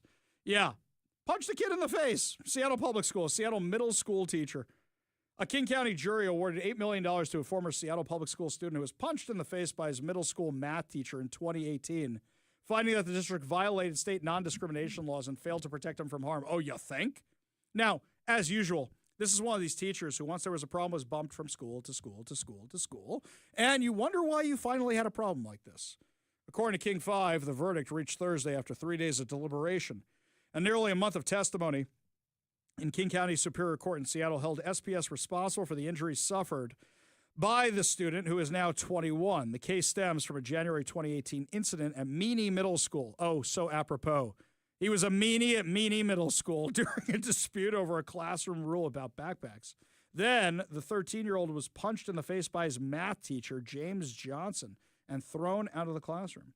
Jurors concluded that the district was liable for harm that the child suffered and that SPS violated Washington's non-discrimination and equal educational opportunity laws by failing to provide him with an educational environment free of discrimination. Apparently, there were some slurs used as well. And there's video showing this kid getting thrown out into the hallway. Yikes. The student in question is Muslim and of Somalian descent. His legal team argued that he was subjected to a hostile, discriminatory environment. An audio recording submitted as evidence reportedly captured Johnson saying shortly after the incident, "I had a rough morning. I had to punch a student in the face. Well, if you put your hands on me, I'm going to kill you." Okay. Now, I'm not saying what the kid did was right or wrong because I don't know about that part. I just know about your part, dude. If you got assaulted, what you should have done is go and find the school resource officer. It was in 2018 before they banned all of them. So maybe you should have done that. Also, it's a kid. Walk out of the classroom, leave the kids, have the student arrested for assault, and we'd be having a different conversation here. But then punching back on the kid, I mean, I understand having to defend yourself or something, but you should have taken the kid, you should have gone right to the office, not vented to people in the staff room. When we come back, take a break from the seriousness of the day. The Real Deal, my review of the latest Russell Crowe movie, Nuremberg. Tell you the good, the bad, and the ugly when we come back. You'll listen to the Ari Hoffman Show on Talk Radio 570 KVI.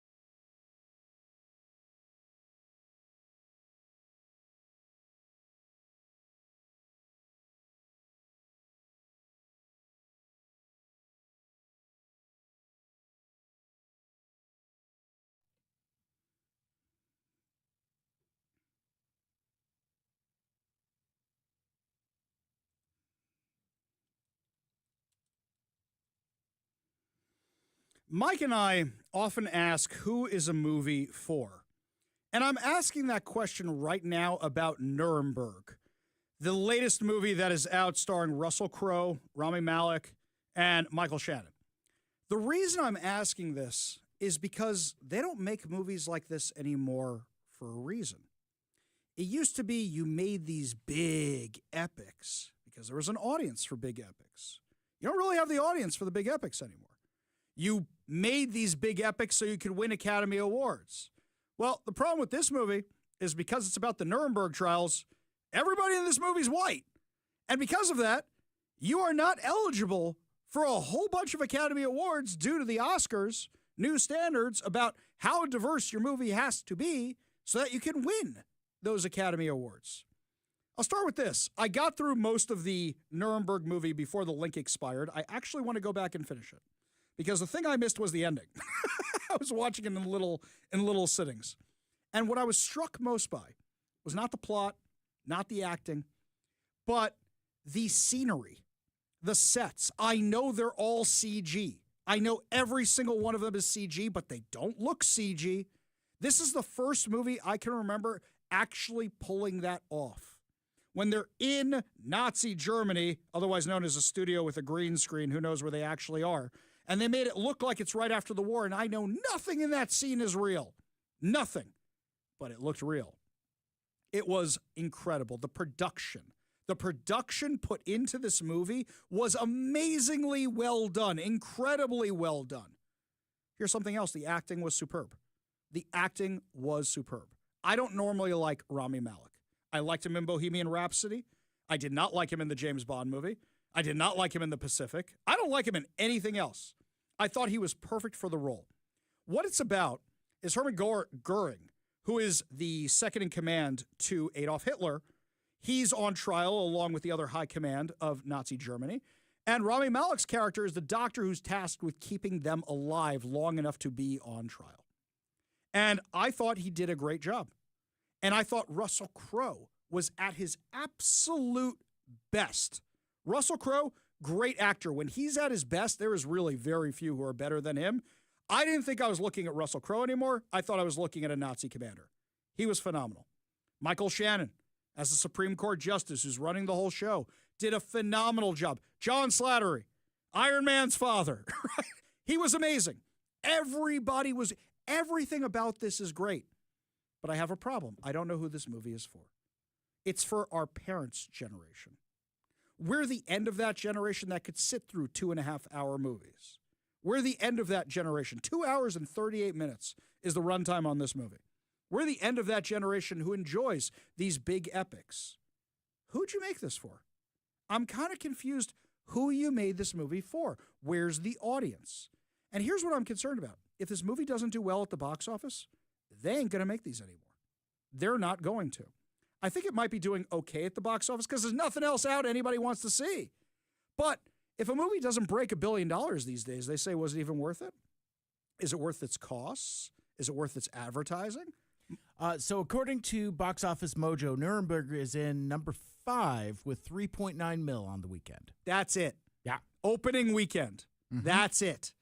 I'll say it seems like it's no Predator Badlands. That's for sure. It's no The Running Man, which we're excited to go check out tonight, the advanced screening that comes out this Friday. Right. So are they going to keep making these big epics anymore?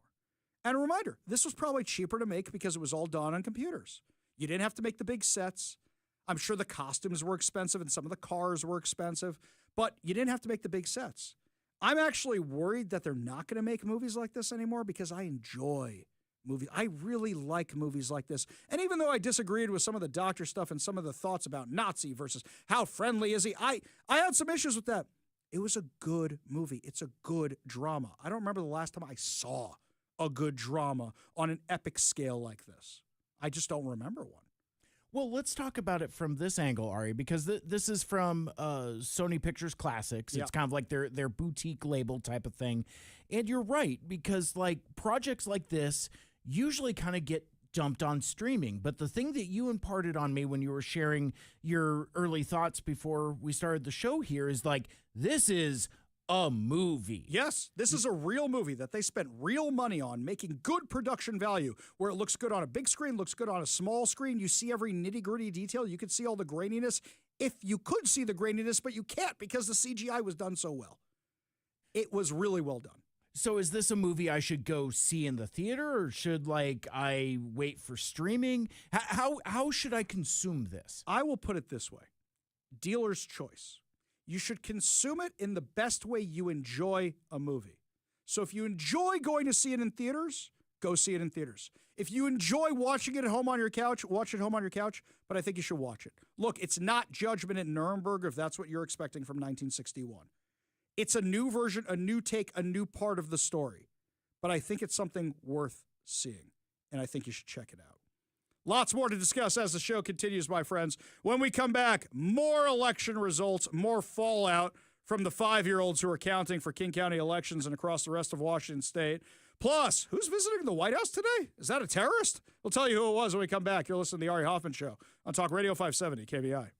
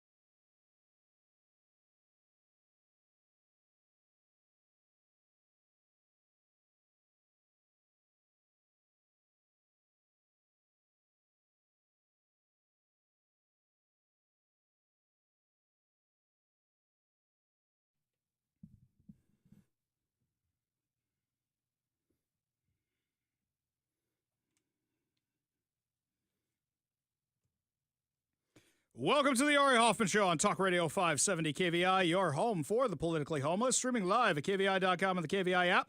If you want to be part of the most dangerous show on the airwaves, call or text the Warrior Injury Law Studio line at 206-421-5757. That's 206-421-5757. Coming up this hour, how you can help veterans in advance of Veterans Day, which is tomorrow. But before we get to any of that, if you're just joining us, my friends, those Seattle election results, Bruce Harrell is now trailing Katie Wilson by only 91 votes. Only 91 votes. Young Zach just popped his head in here for a second, and he sees the over 1,000-something write-in votes, and he goes, you think you had something to do with that? I'm the guy going, neither of these guys deserves your vote. I'm flattered. But most people I know said, I voted for Bruce Harrell. I felt like I needed a shower, but I voted for Bruce Harrell. I get it. Believe me, I do. No matter who wins, Seattle loses. Really. It's going to be that bad, my friends. It really is. You have a socialist city council, socialist mayor, or a mayor who wants to be a socialist just to keep his spot. Yeah. Something tells me Bruce Harrell's not going to be happy the next time he runs into me in a coffee shop. Switching gears over to what's going on in D.C., according to Fox News, President Donald Trump might be about to sue the BBC for false, defamatory, disparaging, and inflammatory statements. He's giving the British broadcaster a Friday deadline to make things right or face a $1 billion lawsuit. What is he mad about? They made a documentary, or I say a mockumentary because none of it's true, about Trump's January 6, 2021 speech that he delivered before the riot at the U.S. Capitol. It omitted Trump urging supporters to protest peacefully and patriotically. And the BBC Director General, Tim Davie, and BBC News and Current Affairs Chief Deborah Turnus both stepped down in recent days amid the growing controversy. Now Trump is acting, and his litigation counsel sent a scathing notice of intent to bring a civil action lawsuit to BBC Chair Samir Shah, along with General Counsel Sarah Jones. The letter, which has been obtained by Fox News, demands that false, defamatory, disparaging, and inflammatory statements made about Trump be retracted immediately. Let me tell you something about how dishonest a documentary like this is. One Google search, and you can get his entire speech on YouTube, on any platform. You can get Trump's entire speech from that day. They deliberately left out peacefully and patriotically out of this documentary. Now, I haven't seen this thing because I'm sure it's trash and I'm sure it's slanted, but now I kind of want to go see it. I want to see it while it's a limited edition run because it's about to be erased from existence if they lied this much about it. Look, the BBC has been propaganda garbage for years, for decades at this point. So is anybody surprised by this? No, of course not. Look, the American media did the exact same thing. They left that out. Whenever you say to somebody who's really suffering from Trump derangement syndrome that he said peacefully and patriotically, they're always surprised to hear that. They don't actually know that. Or here's a better one for you. On January 6th, you know that the riot started before Trump ended his remarks? The riot started 20 minutes before he ended his remarks. And all the things we're learning more and more. Nancy Pelosi denied the request to have the National Guard out, admitted later it was her, admitted she regretted the decision. She's on her own daughter's documentary saying as much. All the things we're learning about the undercover FBI agents. Did you see the report today? They think they may have found out who was the person who put the pipe bombs by analyzing their gait. They have forensically analyzed how a person walks. Yes, gait scrutinizing for all you West Wing fans. So that they can figure out who this person was, and it may have been a cop. May have been a cop. What's that about creating a distraction over here so you don't see what's going on over there? There is so much shadiness about the January 6th riot. Look, I'm not going to deny there was a riot, but there are multiple things that can be true at once, and the BBC didn't cover any of it. If you're going to make a documentary about that day, you know what I'd be fascinated to see? I'd be fascinated for a side-by-side kind of approach, where it shows you what's going on one side of the building, on the other side of the building, where there's not the riot, where grandma's being let in by the Capitol Police officers. According to the letter, in the Panorama documentary titled Trump: A Second Chance, which was first broadcast on October 28, 2024, a week before the 2024 U.S. presidential election, the BBC intentionally sought to completely mislead its viewers by splicing together 3 separate parts of President Trump's speech to supporters. The documentary showed President Trump telling supporters, "We're going to walk down to the Capitol, I'll be there with you, and we fight. We fight like hell, and if you don't fight like hell, you're not going to have a country anymore." According to the letter, and according to the video, Trump actually said, "We're going to walk down, I'll be there with you. We're going to walk down, one of you, but I think right here, we're going to walk down to the Capitol. We're going to cheer on our brave senators and congressmen and congresswomen." The letter, penned by Trump attorney, then explained the BBC also edited out Trump saying, "I know that everyone here will soon be marching over to the Capitol, building to peacefully and patriotically make your voices heard." They accused the BBC of defamation under Florida law. By the way, this may be election interference. Quote, "Due to their salacious nature, the fabricated statements that were aired by the BBC have been widely disseminated through various digital mediums, which have reached tens of millions of people worldwide. Consequently, the BBC has caused President Trump to overwhelmingly suffer financial and reputational harm. Consequently, the BBC lacks any viable defense to the overwhelming reputational and financial harm it has caused President Trump to suffer." You know what I'm going to love? Walking into the Trump Hotel, Library, Casino, and Museum one day and seeing an entire wall where it lists all the people who donated to the museum.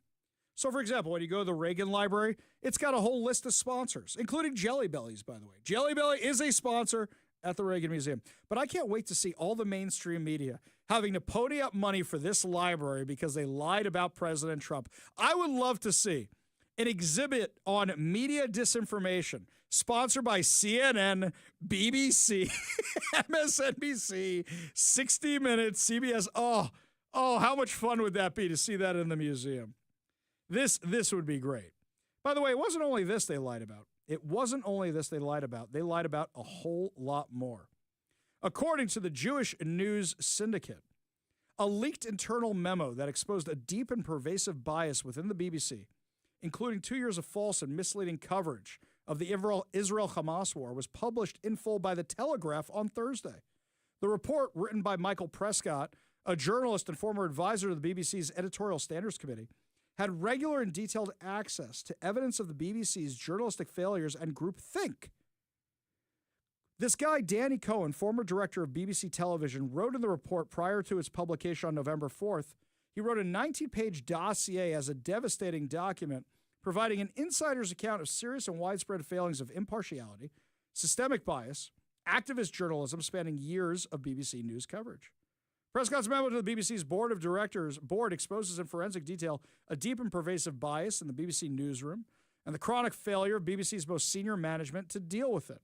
Among its disclosures, the report revealed that BBC Arabic reportedly featured anti-Semitic figures as on-air contributors, including Samer Al-Zanen, who called on social media for Jews to be burnt as Hitler did. Wow, nice unbiased thinking there. He appeared on BBC Arabic 244 times between November 2023 and April 2025. Another frequent contributor, Ahmad Al-Gha, who described Jews as devils and Israelis as less than human, appeared 522 times on BBC Arabic news programs during the same period. Cohen wrote, "The rod is not confined to BBC Arabic," noting the report revealed that the network's flagship current affairs program, Newsnight, highlighted claims that thousands of babies were on the brink of starvation in Gaza that it already knew to be false. That the BBC has helped push Hamas lies around the world and fueled anti-Semitism at home cannot be in doubt, according to Cohen. In response to the release of the report, Kurt Schwartz, CEO of the Committee for Accuracy in Middle East Reporting and Analysis, stated that the group has repeatedly warned the BBC's Arabic content violates the BBC's own editorial standards and undermines its global credibility. Quote, "This leaked dossier confirms what Camera's Arabic and English language monitoring teams have consistently shown. A pattern of systemic bias, factual distortion, and ethical negligence that damages the BBC's reputation and fuels anti-Semitism worldwide." Honest Reporting, an organization that monitors exposes anti-Israel bias in the media, wrote, "BBC wasn't a mistake, it was policy." Gil Hoffman, executive director of Honest Reporting, told JNS that throughout the war, the BBC was spreading lies for Hamas unchallenged both in Arabic and in English under the leadership of Tim Davie, the BBC's director general, who now no longer has a job following the Trump lawsuit. Quote, "Davie should have already been fired when he was physically present at the Glastonbury Music Festival as the singer there kept shouting, "Death, death to the IDF," and he didn't stop it from being broadcast. Hoffman told JNS that he is doubtful the BBC will make changes after the report's publication. Quote, "I worry, like many other critical reports of the BBC and its biased coverage of Israel, lessons will not be learned, and it's dangerous. Anti-Israel bias leads to anti-Semitic violence. Bias kills," Hoffman told JNS. He's 100% right. He is 100% right. Look what we're seeing around the world right now in the rise of anti-Semitic violence. So then you might say, Ari, but President Trump had a terrorist at the White House today. Yeah, he did. He absolutely did. He 100% did, and I'm sort of okay with it. I know it's not because I'm a Republican. It's not because I'm a supporter of Donald Trump. It's I don't know what else you do in this situation. So you had Bashar al-Assad, I can't even say his name right. Bashar al-Assad, who is the leader of Syria. He was deposed. He was deposed when Iran couldn't support Syria anymore, couldn't prop them up as a proxy anymore. Syria collapsed. And once Syria collapsed, he was deposed. And these terrorist militias who are aligned with al-Qaeda took over. Now they're claiming they want to moderate. Okay. So President Trump is using the carrot and stick approach. If you play ball, we'll be nice to you. But he's doing a trust but verify approach. Here's number one thing I noticed. So you have this new leader who is literally a wanted terrorist from al-Qaeda. Literally a wanted terrorist, Syrian President Ahmad al-Shara. This guy came to the White House today, but you didn't see the Syrian flags all over the place. You didn't see the big grand reception. You didn't have the big lunch. You didn't have the big press conference. He came in a side door. I know that door. That's the door I was going in between the two buildings on the White House campus when I was there last time, between the White House and the OMB, right next door, where the vice president stuff is. I know exactly where that entrance is. Do you know why he brings them in that way? He gives you a little taste. A little taste. You want to have more of this? You want to have a little bit more of this? Okay, here's what we do. We do this in slow steps. Slow steps. According to Fox News, al-Shara arrived at the White House around 11:30 a.m., and shortly after began his Oval Office meeting, which remained closed to the press. The Syrian president entered the building through the West Executive Avenue adjacent to the White House, rather than the West Wing driveway normally used for foreign leaders' arrivals. He left the White House about 2 hours later and greeted a throng of supporters gathered outside before getting into his motorcade. Quote, "We'll do everything we can to make Syria successful because that's part of the Middle East," Trump told reporters later on Monday. The U.S. president said of al-Shara that I have confidence that he'll be able to do the job. Syria's foreign ministry, in a statement, described the meeting as friendly and constructive. Trump, quote, affirmed the readiness of the United States to provide the support to the Syrian leadership needs to ensure the success of the reconstruction and development process. It added that U.S. Secretary of State Marco Rubio had then met with the Syrian Foreign Minister Assad al-Shatbani and Turkish Foreign Minister Hakan Fidan, who arrived in Washington on Monday, and that they agreed to proceed with implementing an agreement reached in March between Damascus and the Kurdish-led Syrian Democratic Forces to integrate the SDF into the new Syrian army. Implementation of the deal has reportedly stalled amid tensions between the two sides. It was unclear what concrete steps were agreed to in Monday's meeting. Now, here's what's going on. Let's be clear about what's happening in Syria right now. They have the Druze population, and they are massacring the Druze population. Israel has had to go in and protect the Druze population from the Syrian government. As long as that goes on, there's no deals. And that is becoming a huge sticking point. Stop massacring the people in your own country. Otherwise, you're no different than Bashar al-Assad, who was the leader beforehand, who was using chemical weapons on his own people. So the question is, are we making them more moderate? This guy is claiming it's rogue militias. He doesn't have full control of the country yet. We're not sure that's true. We don't know what's really going on. But what we're saying is life is better when you choose not to be terrorists. And who else are you going to negotiate with? Remember what happened when Joe Biden just said, I'm not talking to him, I'm not talking to him, I'm not talking to them? You had very little progress. You have to talk to horrible people if you want to fix things. But Trump is doing the velvet glove and the iron fist approach. Look how nice life can be. And Trump has said no to Putin. He said, nope, no more of this. I'm giving Ukraine what they need because I've had enough of your nonsense. You're not playing ball. Trump has cut people off before. He threw Zelensky out of the White House. So the question is this guy going to play ball? I'll remind everybody that the Camp David Accords in the 1970s, you literally had those deals between Israel and the people who tried to annihilate Israel multiple times before then, and they have held up mostly. This is who you're dealing with in the Middle East. Do we wish we had better people to deal with in the Middle East? Absolutely. But keep your eye on the ball. Trust but verify. Work with these people until there's a reason not to trust them. Because what's the prize at the end? The prize at the end is Saudi Arabia. Saudi Arabia joining the Abraham Accords means the entire Arab world follows.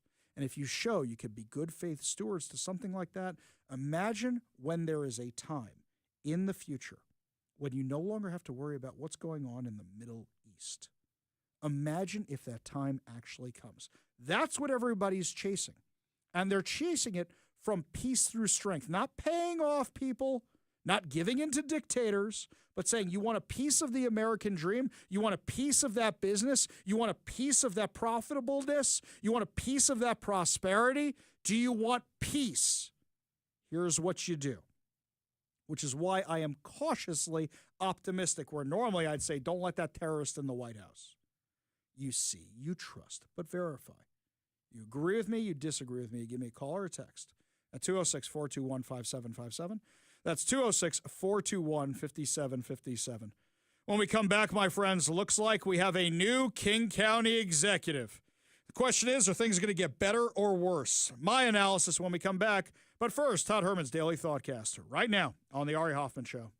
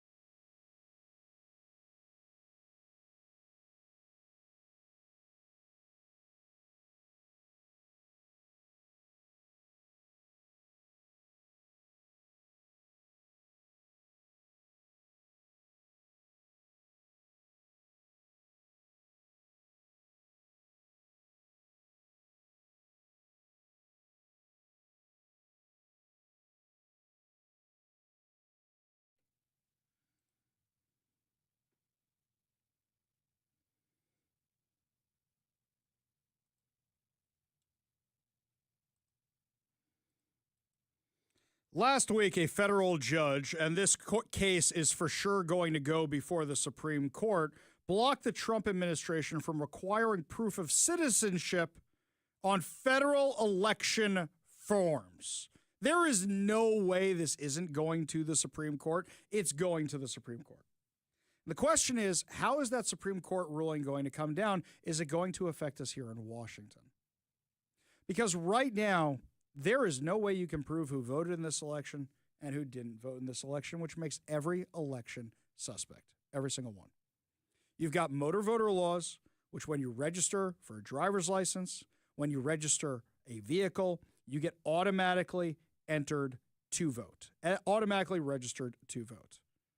Steve from Shoreline mentioned over on the Warrior Injury Law text line. He says, I hear everyone in your line of work referring to motor voter registration to vote at DMV. Well, there's another way illegals register to vote without showing ID. When you sign up for food and cash benefits, they automatically give you a voter registration form to fill out. And when you have to renew every year, they put a voter registration form in your packet of papers to fill out. I know because I've been doing this for 14 years. I'm a U.S. citizen, but they never ask me or require me to prove it. Do you have any idea how many illegals in Washington state who are on welfare and registered to vote? I don't, because I can't count that high. I am a product of the SPS system of education. So here's the thing, my friends. He's not telling you this to be self-deprecating. He's telling you this because this is what's actually going on. I hear stories like this all the time. It's not just that, Steve. In addition to that, your name is on so many databases. You want to know why sometimes you get multiple ballots at your house? Is because your name is on so many databases. Your name is on so many databases that I hear the story all the time, that when a kid moves out of the house and they move across the country and they register to vote on the other side of the country and they tell King County elections, I'm not registered there anymore. I live in New York. Stop sending me ballots. They keep adding you back on and adding you back on and adding you back on. And you keep going and going and going. There is no way our voter rolls are accurate. So I'm going to throw out something crazy here. I will assume that just as many illegal aliens or homeless people or whatever else voted for Bruce Harrell as voted for Katie Wilson. Maybe a few more on the Katie Wilson side because her team is a little bit more aggressive. By the way, I got to say, Bruce Harrell, haven't seen you do any ballot curing at all. This is the worst campaign ever run. You got to know you got to do this stuff. You got to be prepared for this stuff. How is the lady who's never had a real job before in her life good at this stuff? The answer, she's not. It's everybody propping her up. Who's propping her up? People like Tammy Morales. People like that. The communist Seattle City Council member who, thank God, stepped down. Do you want to know who's going to be part of Katie Wilson's transition team? You know what I'm going to do? Tonight, I'm going to go through her website of all her endorsements. That guy who tried to press harassment charges on Jonathan Cho and get a restraining order, that guy is going to be part of Katie Wilson's team. It's going to be a cadre of lunatics. You think things are bad now? They're going to get so much worse, my friends. I'll actually say this. I think Bruce Harrell was too dumb to know that his own side was playing him. I think he was too dumb to know how many internal leaks he had. Here's something else, by the way. Refused to come on my show. Refused to come on a lot of other people's show until right before Election Day, because that's how desperate he was to get the word out. Sorry, I don't play that. You refuse to come on my show, I don't want you later. I don't want Sarah Nelson later. I don't want any of that nonsense later. It is bonkers to me. Absolutely bonkers to me. That, everything bonkers, that these guys ran such a terrible campaign. I'm not surprised that Katie Wilson's running. I'm surprised at the absolute lackluster, terrible campaign Bruce Harrell ran. And before you go right to ballot fraud or anything else, if you say ballot fraud for this one, that means you think he won last time beating Lorena Gonzalez by wide margin, according to ballot fraud too. Right now, I'm just wondering why it takes them so long to count all these ballots. I have a lot of questions. They're not being answered.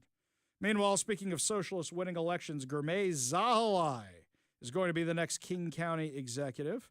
And his big push is he was a refugee who came here and lived in public housing and is now a socialist in office. That's your argument for why we should do more of that kind of stuff? Attacking Donald Trump. Exciting. Okay, so who are the people that are on his team? He said he's got 4 co-chairs of his transition team.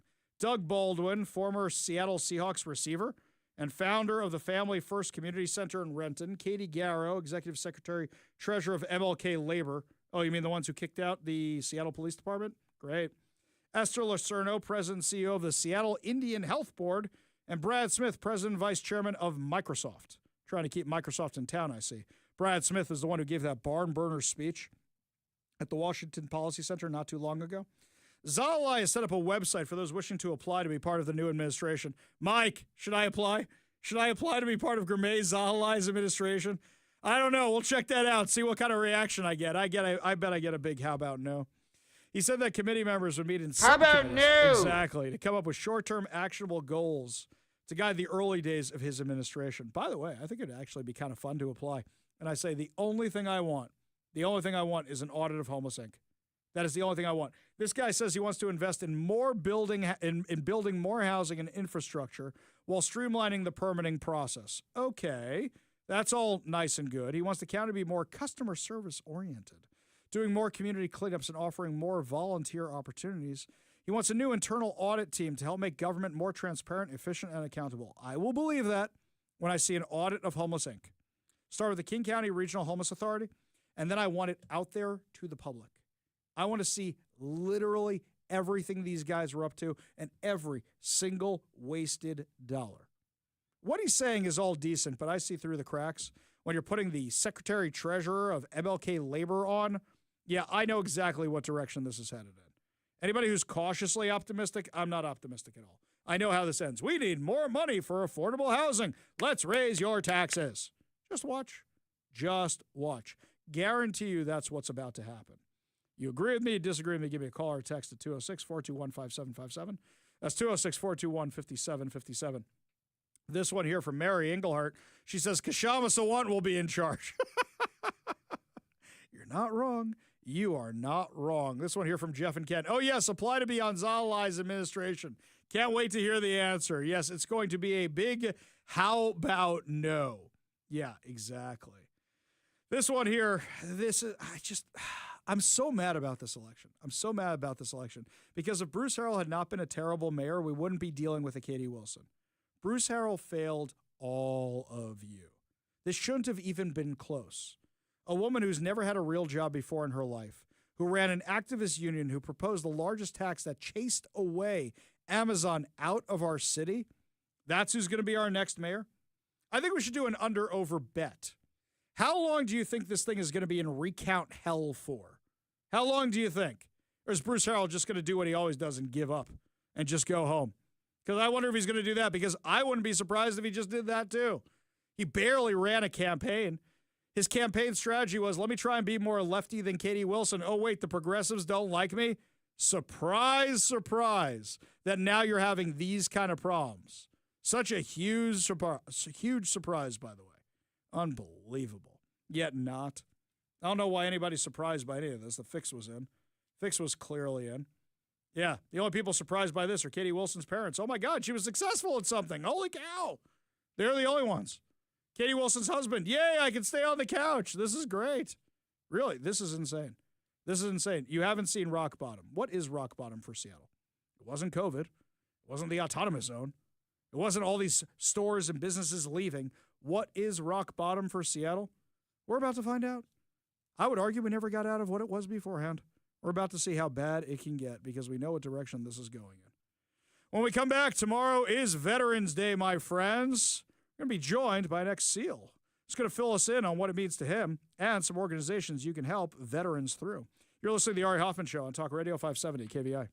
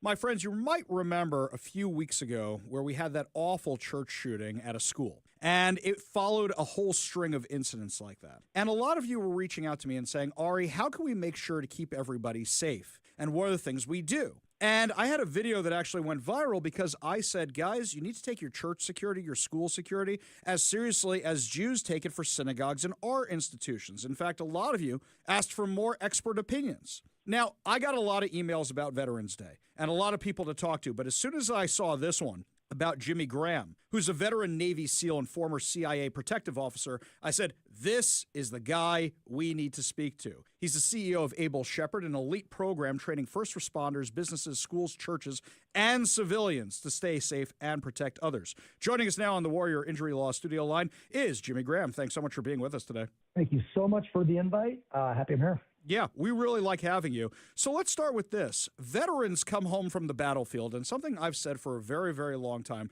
is, assuming there's no PTSD issues or anything like that, it'd be a great thing to have them be guards at schools, and that may actually solve an employment problem. Is that the kind of stuff we're talking about, or are we talking about guys who are volunteering in the community when they have a different job? What are we talking about here? All the above. So, yeah, I'm glad you asked that, because on Veterans Day, my message is I've been praying about what I'm going to be saying, this Veterans Day. It's really a repurposing of veterans. A lot of times I'll go into churches and schools. I've kind of made a name for myself for rebuilding imploded security teams. And a lot of the times the problem was they started with the foundation of the team was a vet or a cop. Now, unfortunately, those are two of the most unhealthy communities out there. I hate saying that. These are my brothers. I'm not saying it in a disparaging way. I'm just saying this is where we need to start. So the foundation should be character. If they're also a vet or a cop, that's icing on the cake. But repurposing not just vets, but men.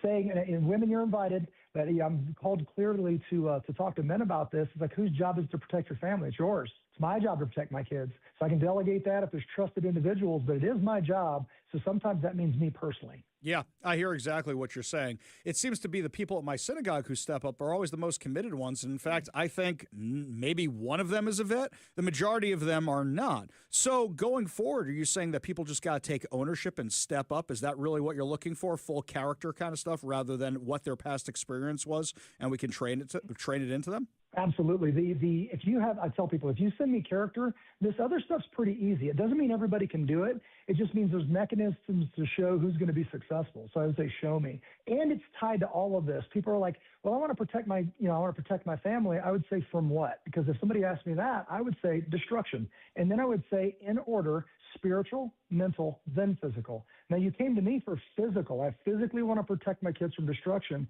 And I would say that's a thing, and it could become immediate in an emergency, but it's the third thing. Spiritually, where are you going to go when you die? If they don't know that, what are we even doing here? Mentally, if you're a crazy person, you can't raise healthy kids. And yes, thirdly is physical. It is your job to step up and say, to get to my kids, you got to go through me. That whole message has to come home right now, and vets could lead it. Jimmy, tell me about your organization, Able Shepherd. What do you guys do? So Able Shepherd, it worked backwards. So I thought it was going to be, I'm going to help police be more effective at this. The rise in church security and school security, we need to do that. I'm a father of 4 amazing school-age kids, so I have skin in the game. But even if I didn't, I love all kids. So I wanted them to just be a little more effective and say, if I came in and said, show me. Like, are you good with a gun? I feel like I'm pretty good. It's not a feeling, it's a standard. Are you any good? Can you do this tactically and not shoot my daughter? And if you can't prove it, you don't get a gun. And that's just respectfully, that's the deal. And then I would dabble with some citizens. It worked backwards. Dad and Grandpa walked in the front door, and that's what built the business. And then security teams got wind of it. Now, law enforcement and SWAT teams are coming from all over the nation because they're like, it's doing it right, and it's built on a foundation. So it's not going to change. He won't be wrong because the foundation is a Christ-centered foundation. Jimmy, in the last few minutes we have with you, talk to me about veterans who come home from the battlefield and what options are available to them, because the way I was brought up, you treat veterans with respect, you offer them whatever you can, but it seems like in so many cases we're failing our veterans. Where did we go wrong? Yeah, I think that we started, saying lies, repeating lies, not knowing the truth can't set you free. So if somebody's saying things like I went on, the Huckabee show, when everybody was saying, hey, Grandpa served in Afghanistan and died for nothing. I'm like, that's not true. There was honor in his service that can be passed down throughout his legacy. Stop saying that garbage. If you serve this country, you served honorably, right? So there's honor in, if you got a honorable discharge, you get to keep that honor. But that step that they took, like I took that oath for life. I didn't take it for active duty. I'm more active now than I've ever been. So everything I do is active duty service for this nation. This is how I shepherd. I'm going, you're invited. We need that step you took a long time ago. I need you to take it again, but in our local communities, and it's awesome. Your life's an action adventure. You need to be reminded of that and get back into active duty for your nation. Jimmy Graham, CEO of Able Shepherd, thank you so much for joining us this week to talk about Veterans Day. Really do appreciate it. And thank you so much for all your efforts to keep all of us safe in our communities. Very welcome. It's an honor. Thanks for having me. So tomorrow is going to be a special programming episode where we have a lot of stuff we're doing specifically for Veterans Day. Mike was actually going back through the records and realized that last year I didn't talk about Veterans Day as often as I should have. We talked about going to the parade, and that was about it. And we really dropped the ball on that. I'm actually taking the fall for that one. I'm taking the blame for that one, that we dropped the ball on mentioning Veterans Day as much as we should have. So tomorrow we have a whole bunch of very special interviews. We have people who are part of the Trump administration. We have people who do a lot of nonprofit work with veterans. We have a very jam-packed show for you tomorrow because being part of that community and supporting our veterans is something that means a lot to me. It means a lot to me. And also, we want to make sure to make a clear distinction between Veterans Day and Memorial Day. Unfortunately, too many people get them too confused. And we want to make sure to be like, we are here for our veterans. We want to do everything we can to appreciate our veterans. So we're going to have that day tomorrow. And we're going to have some special programming on the show tomorrow specifically for Veterans Day. Specifically for Veterans Day. We're going to make sure to have that tomorrow. So make sure you're listening from 3 to 6 p.m. every single weekday right here on Talk Radio 570 KVI. Also, make sure you download the KVI app. And, of course, subscribe to us on whatever your preferred podcast platform is, so that way you never miss a minute of the show. Also, don't forget to subscribe to social media accounts so you can see late-breaking news even when we're not on air. Ari Hoffman Official on Facebook and Instagram, The Hofffather over on Twitter. Only good news to wrap up the show. Good news headlines put a smile on your face heading into the weekend. You're listening to The Ari Hoffman Show on Talk Radio 570 KVI.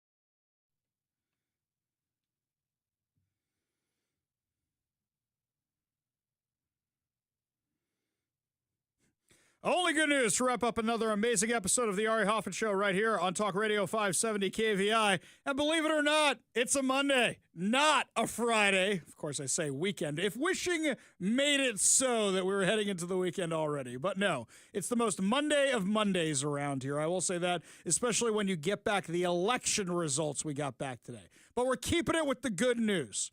So let's talk about this. What's open and what's closed for Veterans Day, because Veterans Day is tomorrow. Thank you, Mike, for finding this article. So for Veterans Day, you know the banks are closed. You know the courts are closed. It's a federal holiday. Anybody who works off the Federal Reserve, anybody who works off the court system, all that is closed. Stock market, Wall Street will have a full day of trading, shockingly enough. But a lot of other banks and such are closed. So remember that tomorrow, if you need cash to go buy a lotto ticket, you got to get it today, my friends, before the banks close. So if you want that big lotto ticket, do that. According to King 5, the holiday wasn't officially called Veterans Day until 1954. During World War I, the fighting ended on November 11, 1918, when an armistice went into effect on the 11th hour of the 11th day of the 11th month. Nearly 20 years later, legislation passed on May 13, 1938, officially making November 11th of each year a federal holiday, officially known as Armistice Day, according to the U.S. Department of Veterans Affairs. The holiday was first created to honor veterans of World War I, but then in 1954, the original legislation was amended to change the holiday's name to Veterans Day to honor American veterans of all wars. Mike, tell me about the parade this weekend, because I have FOMO every year of missing the Auburn Veterans Day Parade. Tell me about it. How was it? Well, you probably missed one of the best ones I think we've ever had. The weather was amazing. It was a typical November Seattle area type of Saturday morning, because the sun was shining, but it was cold, so it was a sweater, gloves, and sunglasses kind of day. Oh, I like those kind of days. That's actually literally how I walked to synagogue on Saturday, was wearing exactly what you're describing. My I like favorite time of year. So yeah. Again, this is one of the largest Veterans Day celebrations on this side of the Mississippi. It's a great way to honor our veterans and active duty personnel and their families. And I've been to this parade probably, I would say at least like the last 6 or 7 years that I've worked here at KVI. This was the biggest crowd I've seen. Like, it was, crowds were spilling over the sidewalks into Main Street, all the way up and down the joint. It was incredible. You got the flyover from the helicopter to kick things off. There was at least 150 to 180 different entries.